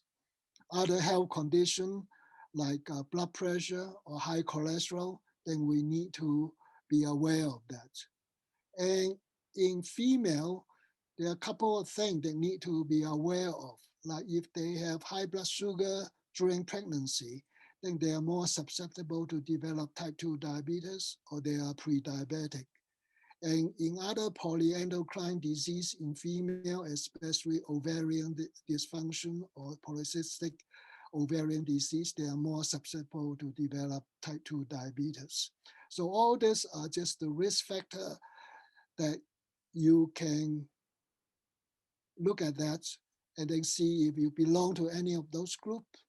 And even if you are not, you still need to be aware to maintain good lifestyle, habit, and diet.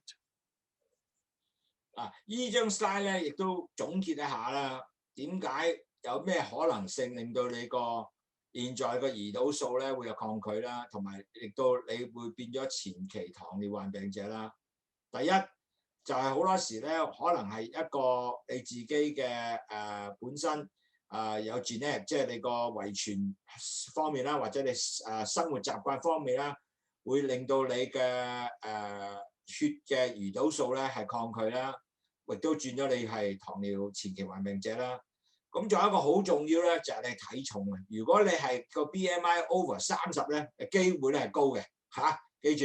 咁同埋咧嘅數歲亦都高嘅。如果你係過45歲，你真係注意啦。咁仲有其他咧，就係如果你屋企嘅家人，好似你爸爸媽媽、你哥哥、細佬或者家姐係有咧個 chance 你有咧都係高嘅。咁仲有咧係好多喺即係黑人啊、美國黑人啊，或者係即係我哋嘅南亞裔人啦，同埋好多喺夏威夷嘅人啦，呢啲咧亦都係有個高嘅機會，因為佢係喺呢個遺傳上咧，呢班人咧係有呢種嘅可能性咧，令到佢會有變咗前期患病者或者胰島素抗拒嘅。咁仲有啦，就係好多人咧缺乏運動啊！嗱，呢個好重要嘅。原來咧真係運動咧係令到血糖更降低，亦都令到你個胰島素嘅抗拒咧唔會咁高，所以你個胰島素亦都會 become more sensitive 啊！咁好事嚟㗎，記住啊！就算你唔係去運動，你掃下地都 good 嘅嚇，記住啊！咁所以咧一定要喐，人就係俾你喐嘅，唔係企喺度啊！咁仲有一樣嘢咧，唔好唔記得咧，有高嘅血壓啦，同埋你有高嘅膽固醇咧，亦都會令到你咧高chance 咧係攞到呢個胰島素同埋你嘅糖尿病或者前期患病者嘅。咁仲有一個好重要咧，好多人都唔記得咗啊！如果你生 BB 前，或者你係有心臟病，或者你有即係中風嘅，同埋你有睡眠窒息症嘅，呢啲咧同埋仲有一個即係你嘅糖尿病嘅問題咧，呢啲係全部咧會即係令到你都會有糖尿病嘅發生嘅，呢個係要小心。尤其是好多時咧唔記得咗咧，係嗰個你個卵巢係有問題嘅咧，同埋你係生 BB 仔前後咧。你呢個咧都係會繼續咧令到有高風險咧，係令到你有糖尿病嘅將來可能發生。所以咧呢啲咧，如果你有睡眠窒息症啦、心臟病、中風啦，同埋你分娩後前後咧，要十分注意你嘅糖嘅發展啦。OK， 咁呢個咧係一個好嘅總結 slide 咧，係點能夠 prevent 你自己係睇住唔會變咗由你現有嘅情況變咗前期患病。同埋呢個胰島素嘅抗拒。So this slide shows the natural history. So focus on the number of years it takes from insulin resistance to develop type 2 diabetes. So from insulin resistance, it takes a few years to develop type 2 diabetes. And then structural changes. Remember, blood pressure can start very early. Structural changes, which you can't see yourself, started very early. And you can notice, and if your doctor can measure for you in the lab, is that you might see microalbuminuria, so albumin in the urine or protein in the urine. But protein in the urine take about almost 10 years before you develop that. But when you started to have proteinuria, that means the damage is already significant. There's already damage very early on, which you don't see it, but it's there. And of course, cardiovascular risk is always because most of those individuals are at a higher age group. But then it take about 10 years or 20 years when you started diabetes to get end-stage kidney disease where you need dialysis. But this duration depends on how well you control your blood sugar. If you don't control your blood sugar well, and if you have other problems like high blood pressure and other issues, your kidney failure may start very early, like 5 years or 10 years after you're diagnosed with type 2 diabetes. So when you have insulin resistance, make sure you delay this period as long as possible. So don't get yourself into the box of type 2 diabetes, okay? So this is pre-diabetes. So hopefully all of you are healthy in this area and try to prevent from end organ damage with heart disease or kidney disease or liver disease. 嗱，呢張 slide 咧俾到個時間性俾你睇到咧，如果你本身係前期患病者，點唔會令到你好即係轉咗去你糖尿病啦？第一，你要了解呢度由1至有30秒長嘅，但係其實咧，首先咧第一樣嘢你睇到咧，如果你個胰島素繼續抗拒一路上去嘅時候咧，如果你係控制你唔到呢樣嘢，亦都血糖繼續高咧，好快脆咧就跌咗1、2年、3、4年咧。就跌咗你係變咗一個第二期嘅第二型嘅糖尿病患病者，仲有咧好多嘢喺個身體上咧不同嘅地方係轉緊變嘅，因為你係一過咗你血糖高過6.5以上咧，你個 A1C 咧其實你身體繼續係去將你啲organ 啊身體嘅不同嘅冠狀咧係破壞緊嘅。咁同埋仲有咧，你就會一路係咁轉咩咧？每年因為慢慢嚟噶嘛，亦都你嗰陣時係冇乜轉狀啊，亦都唔會覺得好似有病啊。咁同埋咧，你血壓又開始高啦。咁你血壓高嘅時候咧，你會開始亦都喺嗰個尿道方面咧睇到一啲微白嘅蛋白質咧，就走落去蛋白咧跌落去嗰個尿道裏邊。咁呢度咧就可能大約幾年嘅。但係如果你仲有蛋白喺個尿道咧，就 proteinuria 咧。蛋白尿道仔幾年咧，你一出嚟咧就會可能損壞到你個腎啊！當你損壞腎嘅時候咧，可能5、6至10年咧，你就會係要洗腎噶咯。咁呢樣嘢係一個好大嘅問題啦！你講都唔想洗腎噶啦，係咪？因為我做咗腎科咧，由40年前開始做腎科啦，見到我同好多病人洗腎咧，真係好辛苦，每日會3次嚟醫院，一個禮拜3次嚟醫院。雖然我哋有 CAPD， 但係都係唔正仔，又去 travel 又唔掂，身體好多問題出現，所以變咗咧，千祈唔好跌到你自己去到要洗腎。OK， 咁仲有一樣嘢啦，仲有一個咧就係你個心臟病咧，如果你啲血管係塞晒咧，其實咧因為糖高咧就會塞你血管啦，咁令到你一直都係喺心臟病好快咧會死亡。所以呢啲嘢咧，呢個 slide 係好重要，知道嗱。我話俾你聽，各位，如果你係繼續令啲糖越高嘅時候，你不同嘅地方咧一路咁落去咧，就係好多不同嘅後患症，係跟年咁好多年去做嘅。咁但係你覺得嗰陣時我都冇症狀啊，冇乜所謂，繼續狂食啊，或者繼續冇問題增加血糖咧，其實最後咧就幾年後咧就害咗你嘅。記住呢樣嘢，咁希望呢個咧你睇到。其實真係要繼續去努力咧，係降低血糖。So this slide summarizes the importance of prevention. Prevention is better than cure.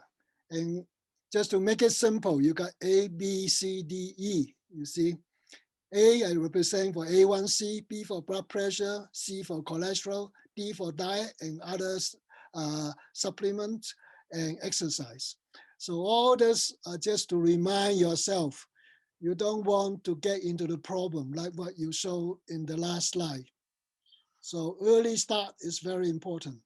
嗱，其實咧好重要咧，真係要大家了解咧，好重要咧就係防禦啊，唔係等你病先醫啊。呢個係千祈唔好使你病醫西。Early 最早防禦係最好嘅辦法。咁第一咧。要睇住你嘅 A1C 啦，即係你個 A1C 如果係低過6.4就梗係好啦，係咪？呢個係你嘅新嘅 target 啦，就算你係依家糖尿患病者，你都希望你係將你嘅血A1C 啊跌到 under 6.4，OK？ 咁同埋咧就你嘅血壓啦，你血壓都要降低佢啦，做你個膽固醇你都降低佢啦，即係呢3樣嘅高都希望去當咧 normal level 啦。咁就咧最重要咧，你食嘅東西啦，同埋你即係你不同嘅呢個保健嘅補充品啊，好似去糖茶啲東西咧，仲有 exercise 運動係十分重要嘅，幫助你總體嘅糖咧降低。咁所以咧呢個係預防咧係好重要一個重要嘅治療啊。So this is an old saying from Chinese father of medicine in Chinese herb medicine, 黃帝內經. So you want to be a superior doctor, you want to prevent the disease rather than just treat the disease and treat the complication. So we want to avoid complication, treat the disease before it's clear, and prevent if possible.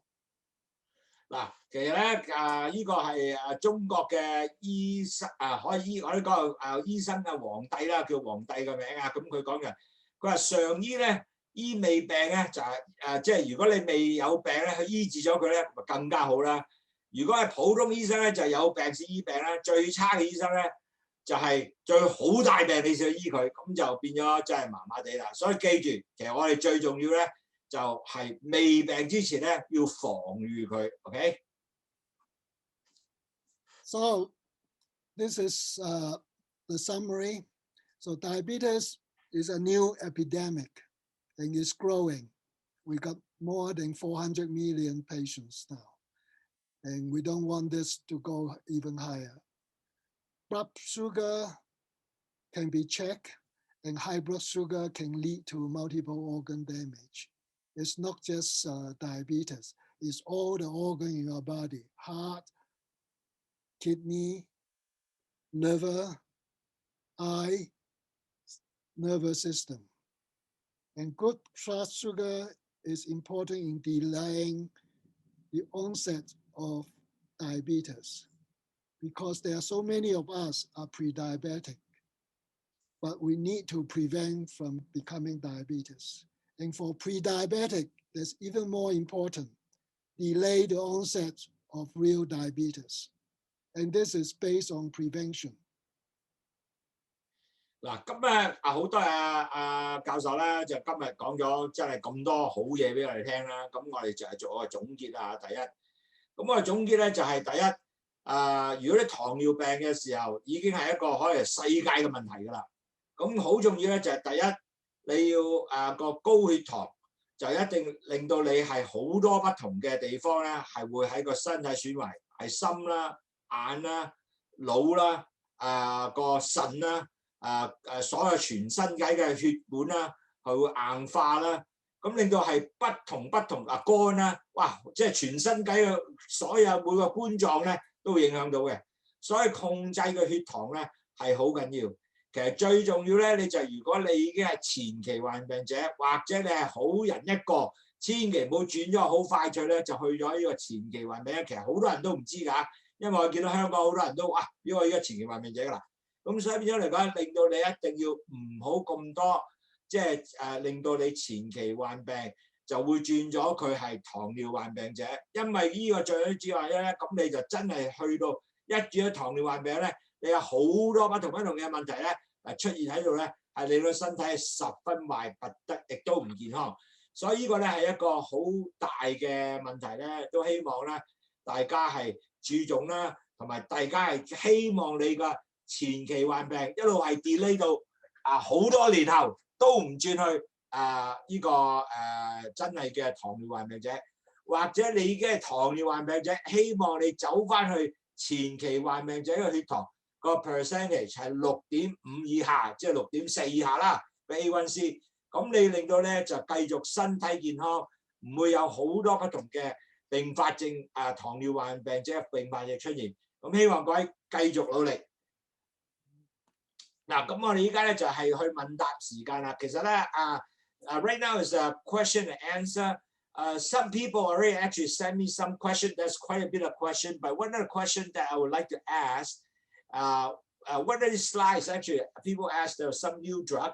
It's called SGLT2. So how does this new drug work? 好多人問咧，因為依家好多時咧，現在有啲新嘅drug 出現啦，咁有啲人就聽過呢樣嘢嘅，咁有好多人就只係食metformin，但係依家好多醫生咧就開始話，有一隻新藥metformin再加著咧會更加好，咁就唔使打胰島素啊咁樣，咁所以咧我就問翻阿醫生，呢個係 SGLT2 係點用 ？So a lot of people ask, if I take the metformin and I don't take insulin, is this drug that will be good? This is a very new drug, and the mechanism of actions is through the kidney. Okay, in the kidney, we have many of this unit. We call it either kidney unit or we call it glomerulars. So we call it kidney units, make it simple. So we got 1 million of them in 2 kidney, okay? And how it works, we got blood flow here, and then with the pressure, it will act like a filter. So you filter some of the blood cell here and going back to the vein. But this is surrounded with different capillaries. So glucose, all the substance that are filtrate, glucose, sodium, potassium, all the iron pass through this tube. And then eventually to our bladder, and it become like urine. And we got a lot of hormone along this area. And we survive as a species is because we developed this sophisticated system in reabsorbing the important filtrate before it becomes urine. So what are the things we reabsorb? We absorb all the salts, sodium, potassium, magnesium, all the other. Some are absorbed more than others to maintain our body. The term called homeostasis, that means consistency, so that our blood will have the same blood chemistry, same blood level. An important substance for sugar is important as long as it's the right amount, okay? So we need to reabsorb sugar. We need to reabsorb sodium. And how is this accomplished? It's by the hormone called sodium glucose link transporter. Sodium glucose, which is sugar, link transporter. So it's a protein that extract the glucose and also extract the sodium. And 2 of them will move from the urinary space into the blood and then reabsorbed. So for healthy individual, for normal individual, we try to save the sodium, we try to save the glucose. And by the time we become urine, there shouldn't be any glucose. There may be still a trace of sodium, but if you have a healthy kidney, the sodium will be low here. So we reabsorb almost 99% of the sodium. That's how we maintain our species. And this is based on evolution. We started from the sea, eventually to the river, and then into the land. So during this process, we need this evolvement of the hormone to absorb. So all this hormone or transporter, we notice it. And for a number of years, and we did experiment in the 10 or 20 years ago, and we thought it might be interesting if we can develop something to block this, to block some extent, not block all, so that some glucose will go back to the body and sodium will go back to the body. But if we let go some of the glucose, maybe there will be less sugar in the body. And this is how people develop a blocker, inhibitor of this particular one.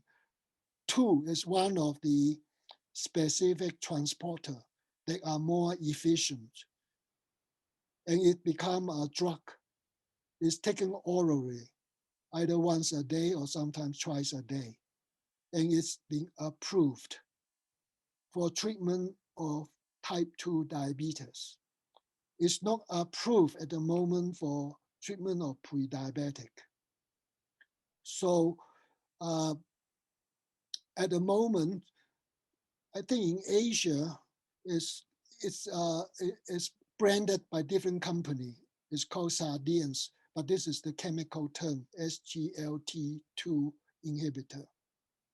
And in China, it's also available. In America, it's also sold by different company with different term or different brand name. So how it works is that you take it so that you will have more urine output, more sodium in the urine, and then glucose as well. So it serves 2 purposes. You lower the blood pressure because of lower sodium, and at the same time, you also get rid of some glucose from the body. And I was curious that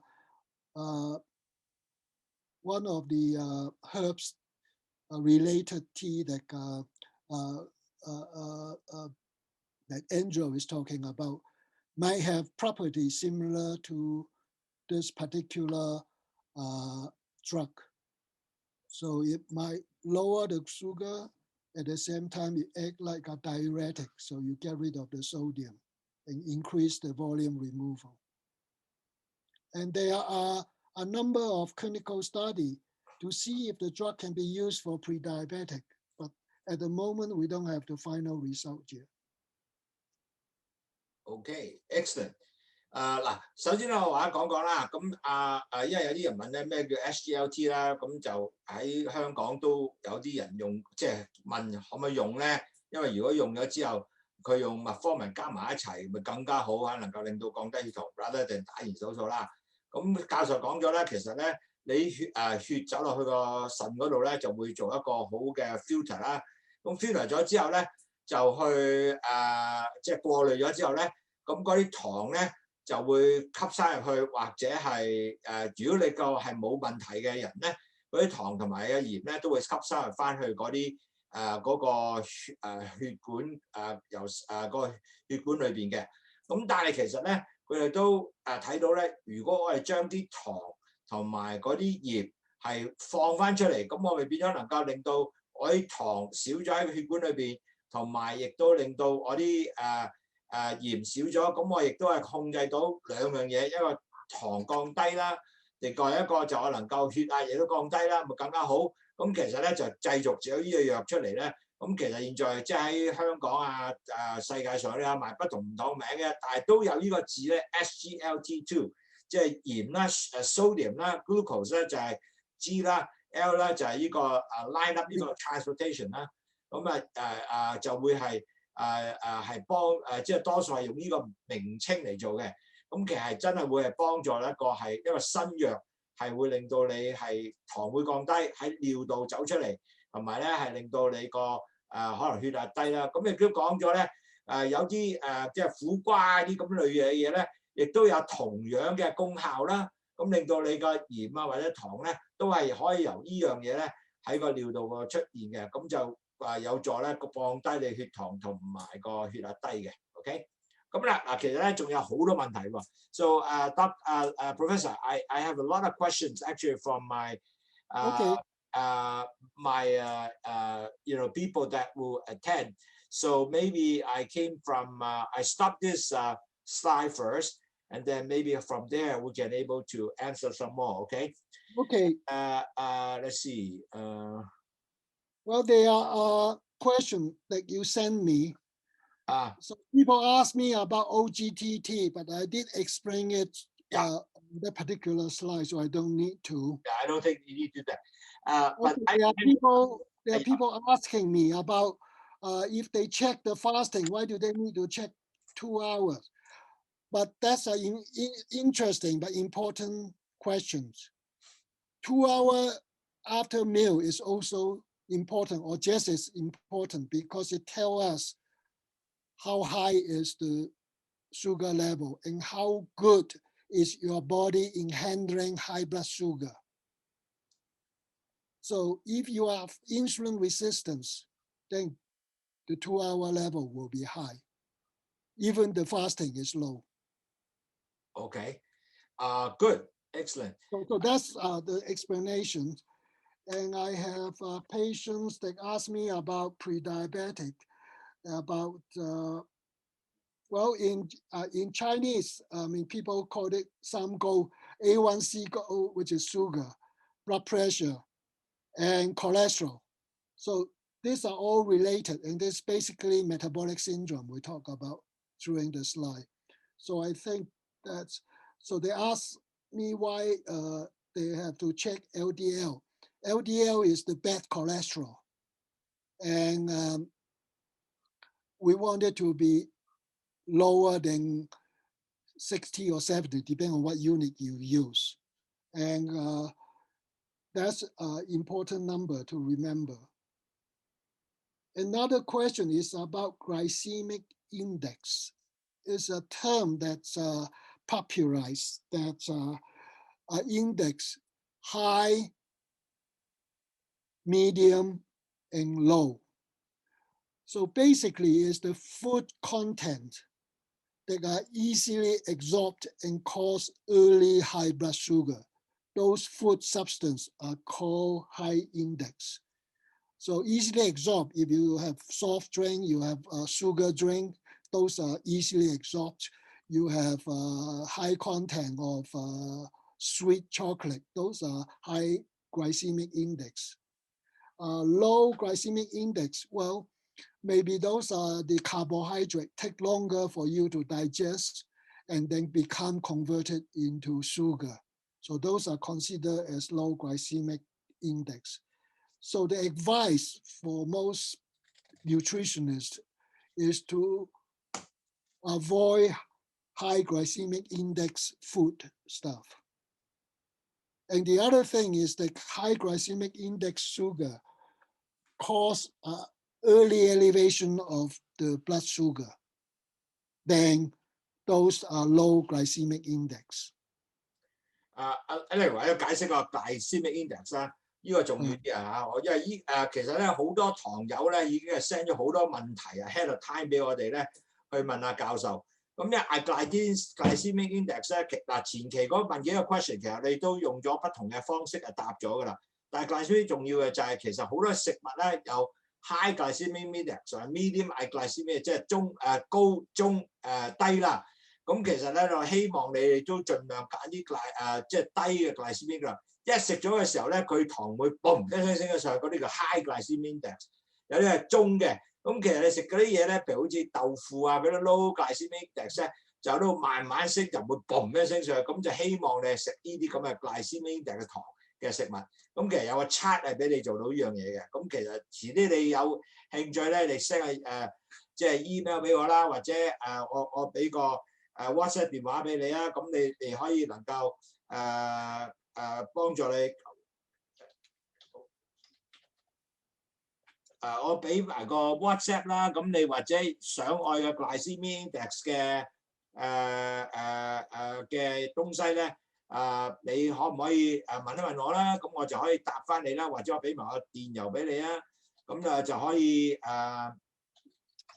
或者你問我，我就寄個 glycemic index 個東西俾你，其實幾好㗎，因為變咗咧最低限度你可以快脆脆咧知道咧係幫助你係了解咩嘅食物係 glycemic index。Sorry, Larry, I just want to speak in Chinese. Okay, that's good. Yeah.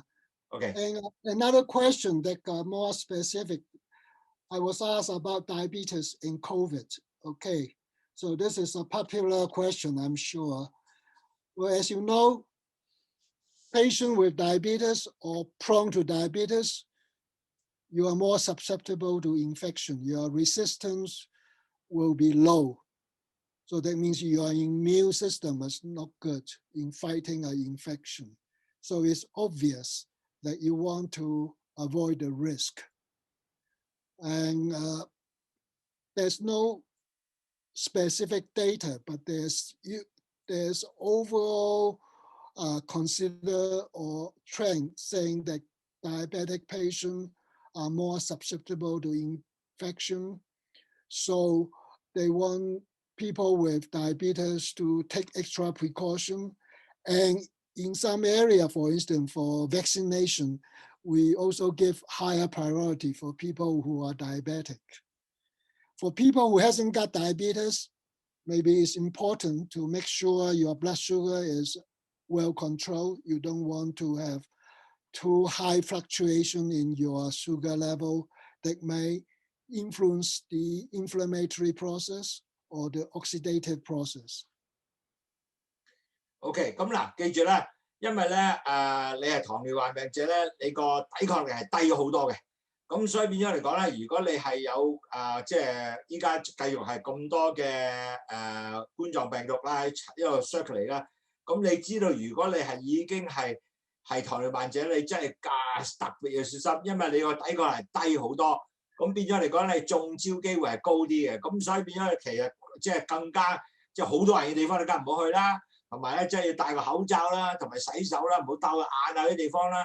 咁其實咧真係要隔離啦，每個人都大概最係1.5米以上啦，咁就幫助你不同嘅做嘅東西咧，係令到你降低感染。你只要知道啊，現在所有好多香港死咗嘅冠狀病毒嘅人咧 ，COVID-19 死嘅人咧，全部咧有糖尿病嘅人啊，所以變咗你知道係 very proven。如果你有糖尿病，真係要十分小心。如果唔係咧，你中招嘅機會高。Thank you, Professor. Just translate, let them know. So any other specific question you think that I need yes, to... there's quite a few questions right here. One other question, which is maybe is easy to answer. This is from Mr. Lau. He was saying that I heard 1 cup of rice equivalent to 1 cup of sugar. Actually, I know rice is high carbs, so I believe rice is 97 grams per carbs. So each day you're supposed to only eat basically no more than, if you have really good control, no more than 150 gram carbs. You should not be over 200 gram carbs. So if you one bowl of rice, actually 90-something grams. So really, you eat a lot of rice, it's almost like a cup of sugar. So just, I guess you need to cut down. And I have explained to many people that you have to control as a way to go for so-called plate control. So 1/2 plate is all vegetable. 1/2 plate, 1/4 plate is where your meat, which is going to be a protein like chicken, lean chicken, beef, eggs, whatever. And 1/4 part of your plate is where your carbs and starch or even your dessert all include. So when you have that, you always help yourself to go under 140 gram carbs. So I hope that answers you. 嗱，聽住各位咧就唔係一碗飯，其實個 carb 好高㗎，因為可能夠有97 gram carbs。咁嗰個97 gram carbs 嘅話咧，其實你一日只係可以140，最多200。咁你食咗97一碗飯已經中晒啦。咁其實不如揾一個大碟，裏面一半係食菜嘅，全部菜啊，所有 lettuce 咩菜都好。第1/4係食你嘅牛肉、豬肉啊，咁嗰啲全部 protein， 然後1/4咧係食你嗰個叫做所有嘅糖啊嘅東西，咁啊變咗令到你咧就可以能夠控制一個 balance diet 啦。咁我希望你可以能夠答咗你Mr. Lau。咁啊話仲有一個 question 啊，佢話 Why only people of color more prone to diabetic? Look like Caucasian, they do not have that prevalence. Professor. It's I think it's a long story. Okay, it's both gene and environment. So 先天 and 後天. So gene, because our genes are not used to the Western diet, high carbohydrate diet, sugar diet. And in the past 50 or 100 years, everything changed. So I think colored populations may not be used to that in our evolution or in our past. And now we exposed to this new temptations. So our body is not ready to fight it. And that's one of the answer. And people have quote example of this is based on the Japanese immigrants to United States on the West Coast 100 years ago.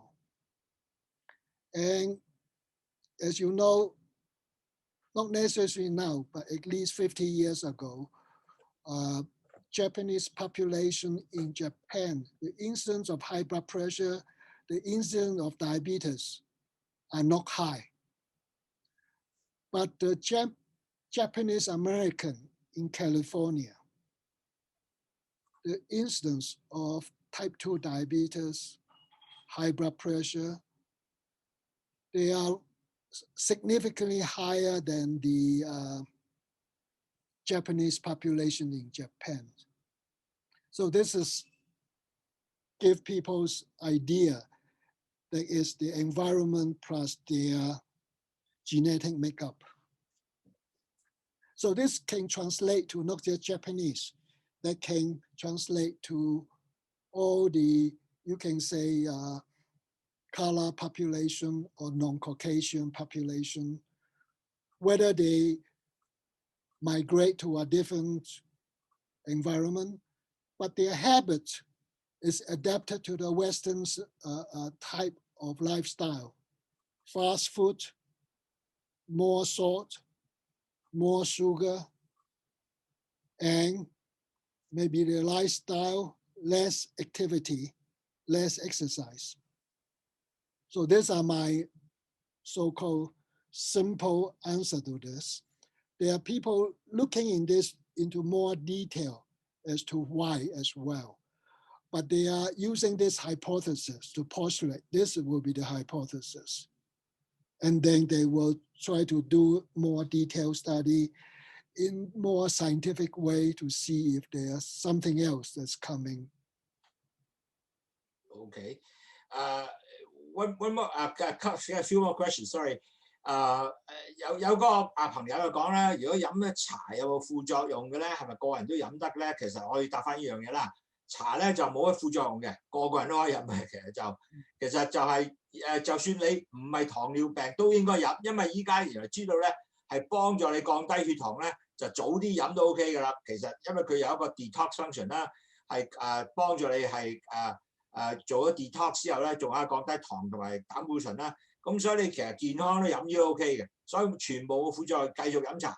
咁同埋咧就有如果你係前期患病者，亦都係飲茶，或者已經糖尿病亦都飲茶，所以變咗係一個係會對你即係一個好嘅預防性啦。咁there one more question, there are a few more questions. One of the question is they talk about dialysis. Question is this is from Eugene Young from Hawaii.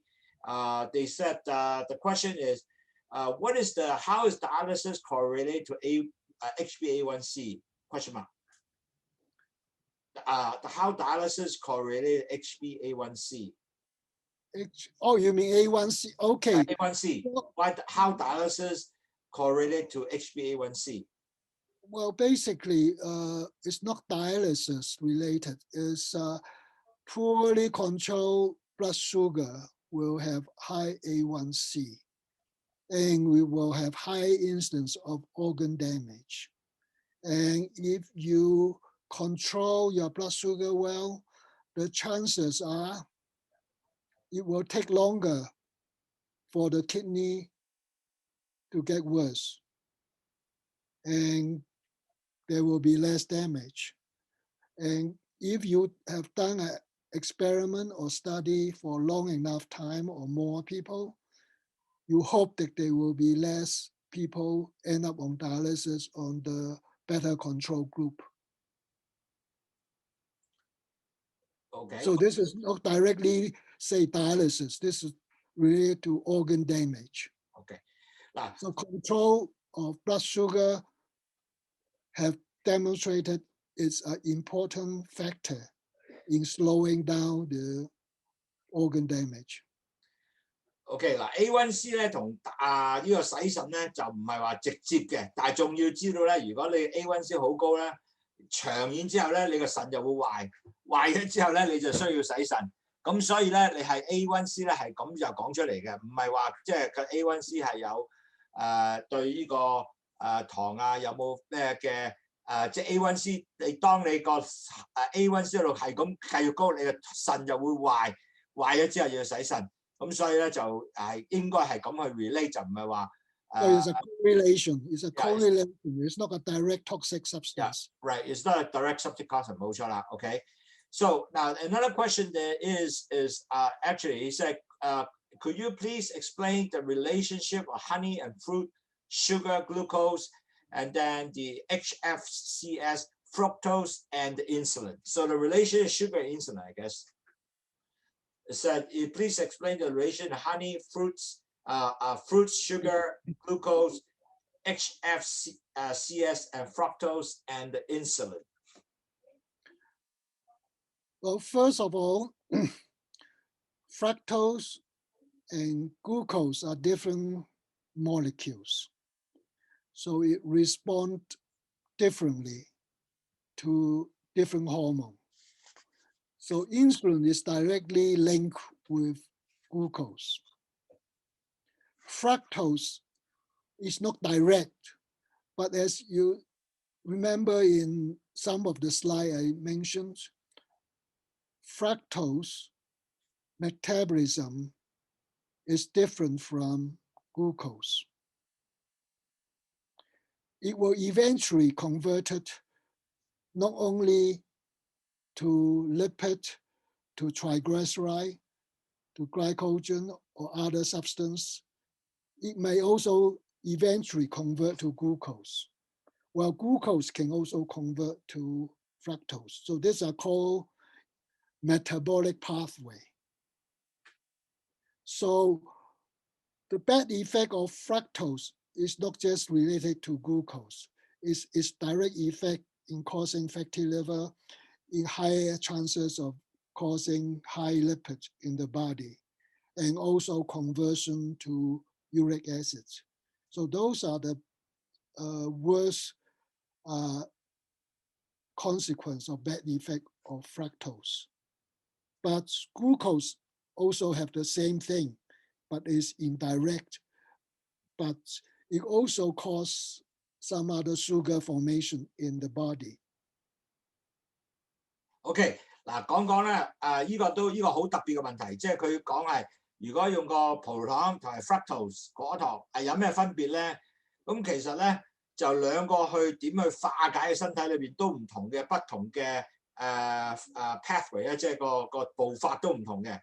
但係重要點咧，如果你做好多 fructose 咧，係對身體係會損害嘅。第一，因為好多時咧 fructose 咧係去咗邊度啊？就轉咗去做呢個膽固醇啊、triglyceride 啊嗰啲咁嘅東西 ，eventually 佢都會有得去糖嘅。咁但係當你係轉咗佢係做 triglyceride 啊、lipid 嗰啲咧，即係膽固醇咧，佢係會聚咗邊度咧？去咗你個肝嗰度咧，做個 fatty liver， 即係你個肝係肥大啦，咁啊唔正仔啦。咁同埋咧，仲有好多膽固醇出現啦。咁你個身體不同嘅地方啊，個血管啊都會有影響啦。仲有一樣嘢咧，就係尿酸啊，幫助你increase 你嘅尿酸咧，亦都對你唔好啦。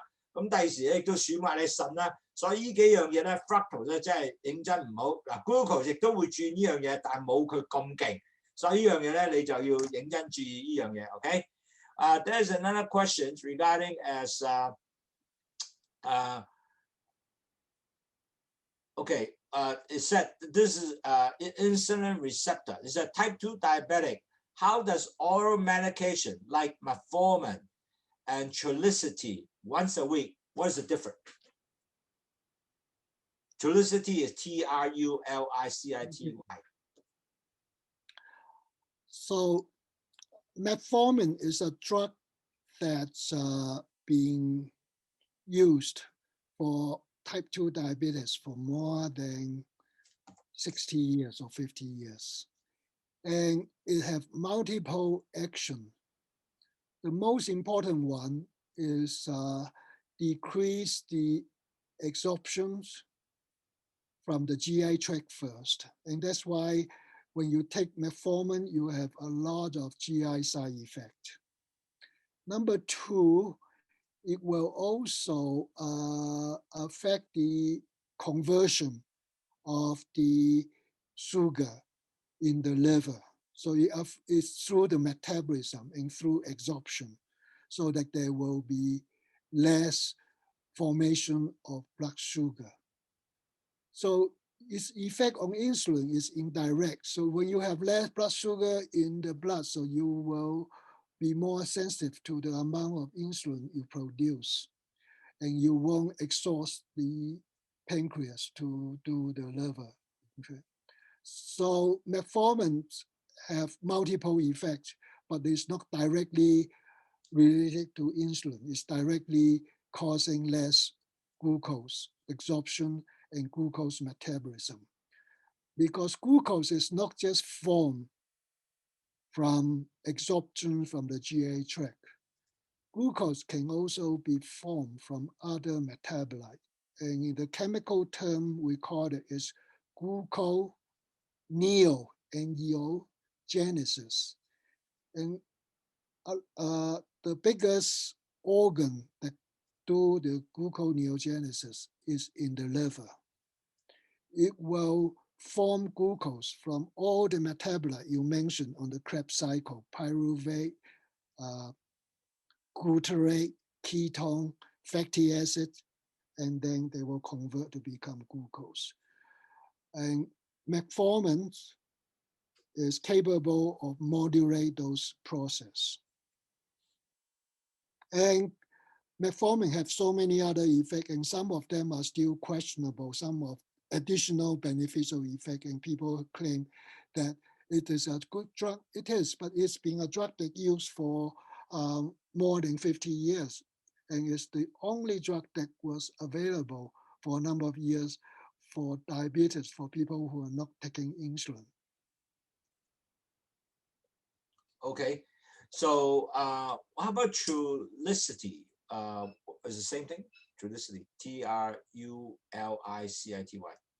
I think is it the injection, because there are so many different brand names.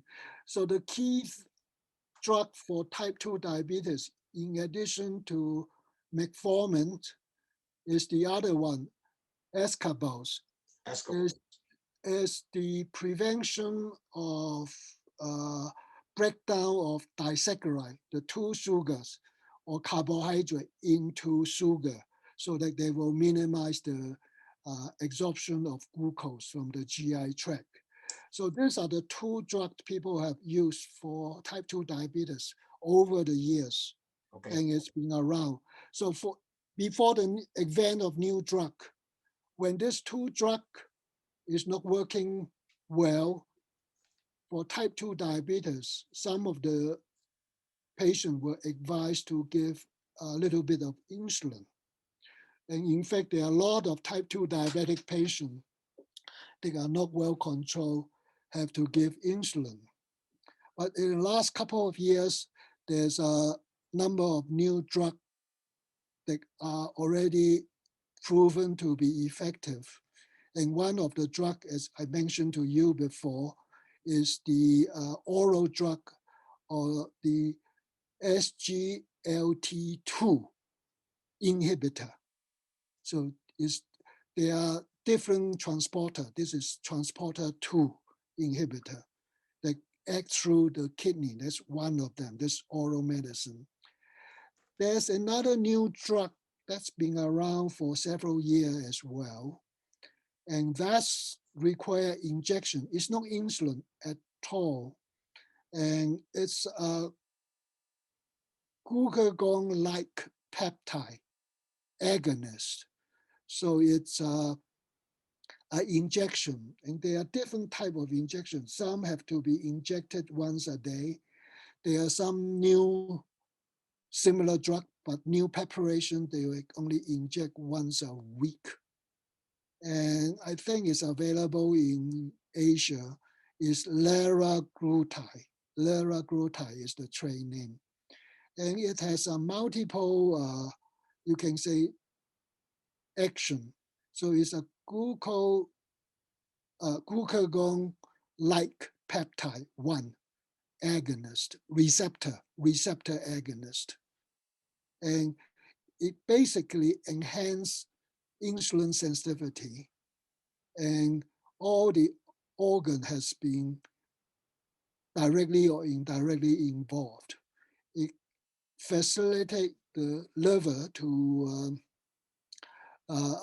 metabolize and to get rid of or maintain the sugar level at a good level. If it's not enough, the liver will produce more sugar. So it kind of acts as a valve. It also helps the pancreas to moderate the amount of insulin produced. It also affects the kidney in terms of its sugar metabolism as well, and also have some positive effect on the heart and blood vessel and the brain.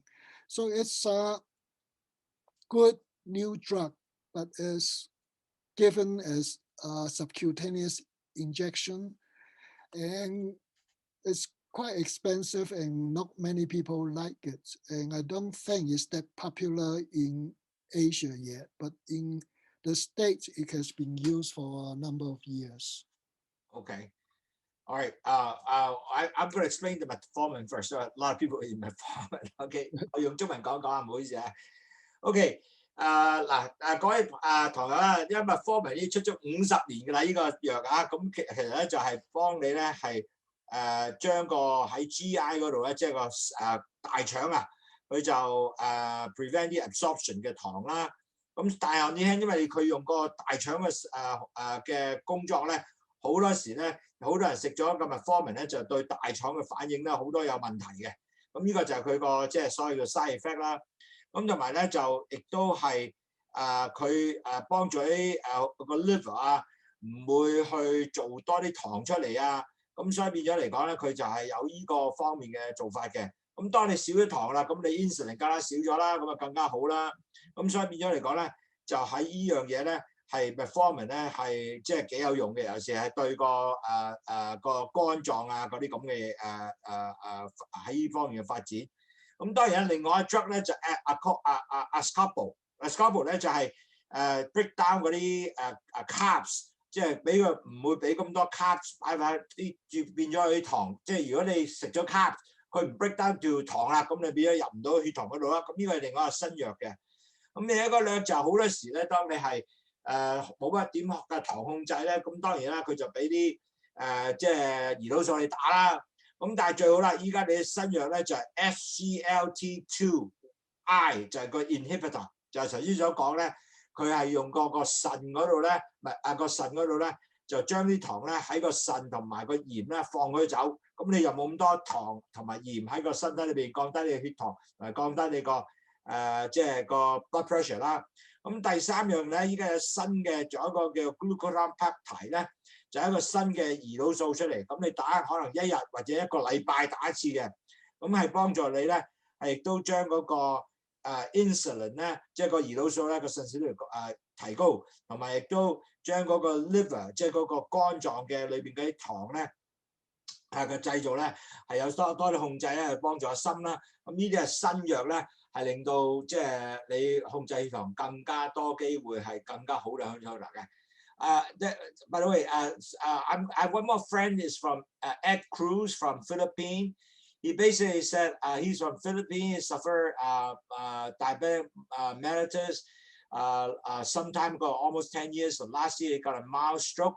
His eye was affected. His nerve also affected. Doctor said he has diabetic retinopathy, neuropathy, taking medication. The medication is metformin, 850 grams 3 times a day. And he worried about his kidney. This medicine can damage his kidney when he take metformin and so forth. No, I think a lot of our kidney patients are taking those medicine as well. I think if there's a choice, because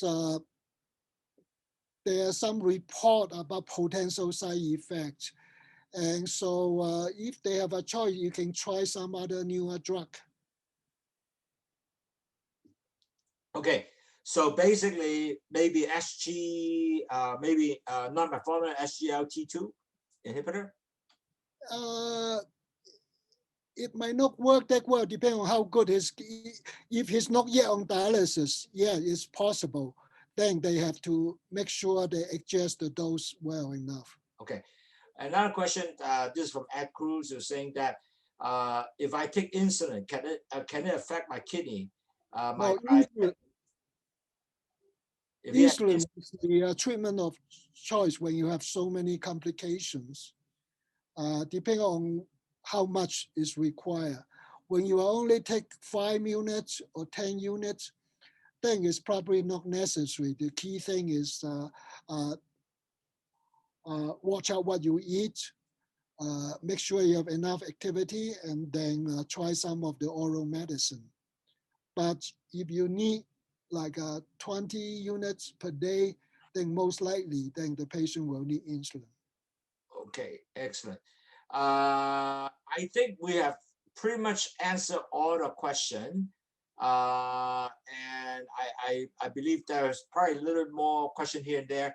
I think it's kind of, in a way, I know it took a lot of the time. It's almost like a couple hours now. You are probably one of the most thorough professor, to be honest, given all my Hong Kong, Philippines, Malaysia, Indonesia, United States, with California, Hawaii, Vancouver, many of the client, plus on top of that, we will have this will be shared throughout the Facebook. So a lot of people will be truly benefit, because a lot of people cannot sign up, because cannot come in. They probably listen through afterward. That could be a few thousand or 20,000 people, because I think your lecture will give them such a great basic and also in depth beside the basic to help them understand how you should control your blood sugar. What you gave us is tremendous guideline, because I also thought that, well, maybe I put a 7 A1C% will be good, but now you know you are not. You should continue trying to drive yourself to 6.5% or below. Because a lot of customer or a lot of client or patient will tell me, Andrew, I'm okay. My A1C is now 7%. I'm very happy. But that should not stop. You got to continue to move yourself all the way down to 6.5 and below, which is through your exercise, diet control, measure weight, measure blood sugar, listen to a webinar, and certainly if you want to do supplement, you can do Lowsutea to continue to lower blood sugar and take a medication. And that way you can able to truly control your blood sugar from the 7 and above percent of A1C all the way down to 6.5% and below. And hopefully you continue to drop down. Now you will say, oh, it is not impossible. That's not true, because I tell you, quite a few of my clients, they were in 10 and above A1C, 10% and above. They dropped themselves all the way to 6. One of them is Pat husband. The doctor said, you got to take insulin. Your A1C is very high, 10% and above. But you know what? After you drank the tea, taking a medication, A1C dropped down to 6. Ella is another example. A1C was 10, 9, 8, something like that in about 4 or 5 months ago. And she took medication, drank Lowsutea. She now dropped to 5.8. So you definitely, I see my own eye, and actually my patient actually see themselves drop down to 5.8% A1C. And they are very, very happy because they can do it. And I know you can do it. So let's focus, and we should have challenged yourself, award yourself, you meet your A1C below 6.5 and below. If you can able to, you are pre-diabetic, get yourself below to 5.7. So let's do that together. Again, Larry, thank you very much for all your help. You have been so kind, and know you spent so much time your busy weekend to answer all questions. So I really appreciate that. You really helping my Asian, so many people. So I shall give you a again, thank you again. And I hope that Larry, if you can in the future, we can ask you back to give us more lecture, maybe a few months later. I think they'll love you because I have so many. Can you give in Facebook, can you give me some like, and also in your give me some like on your chat over windows, so people will know that you are truly appreciate that. A lot of people say aloha, mahalo, Dr. Chan and Andrew. That's all the people attended here, all the panelists. Thank you again. I appreciate that. Again, thank you, and have a very nice weekend. A lot of people wrote down, thank you very much. Both of you speak so well. And also thank you, Professor Chan. It's a wonderful opportunity. A lot of people actually wrote thank you, by the way. I just want to let you know, Professor Chan, is that thank you very much, both of your speech. We can get more information about diabetic prevention. That was very good. And thanks for many wonderful opportunity. So I think a lot of people actually now really appreciate your talk. I have probably one of the most appreciative talks from all the different people. So again, Larry, this is well done. Appreciate and thank you for all your time preparing your lecture. I know it's long. Thank you very much for all the participants. I know it was long, but I think it's really worth it because with that, you now really know what is diabetic and or pre-diabetic. You gotta now taking action now, not later, to make sure prevent yourself not to become a diabetic. And if you are pre-diabetic, you gotta take effort, go down from 6.4 all the way down to 5.7. If you're pre-diabetic, you're diabetic, you gotta be from whatever the number has to drop it down to below 6.5. So keep that in mind, and we'll work together, and I will continue my weekly talk to help everybody to lower the blood sugar and to be healthy. Thank you again, Professor Chan. Thank you.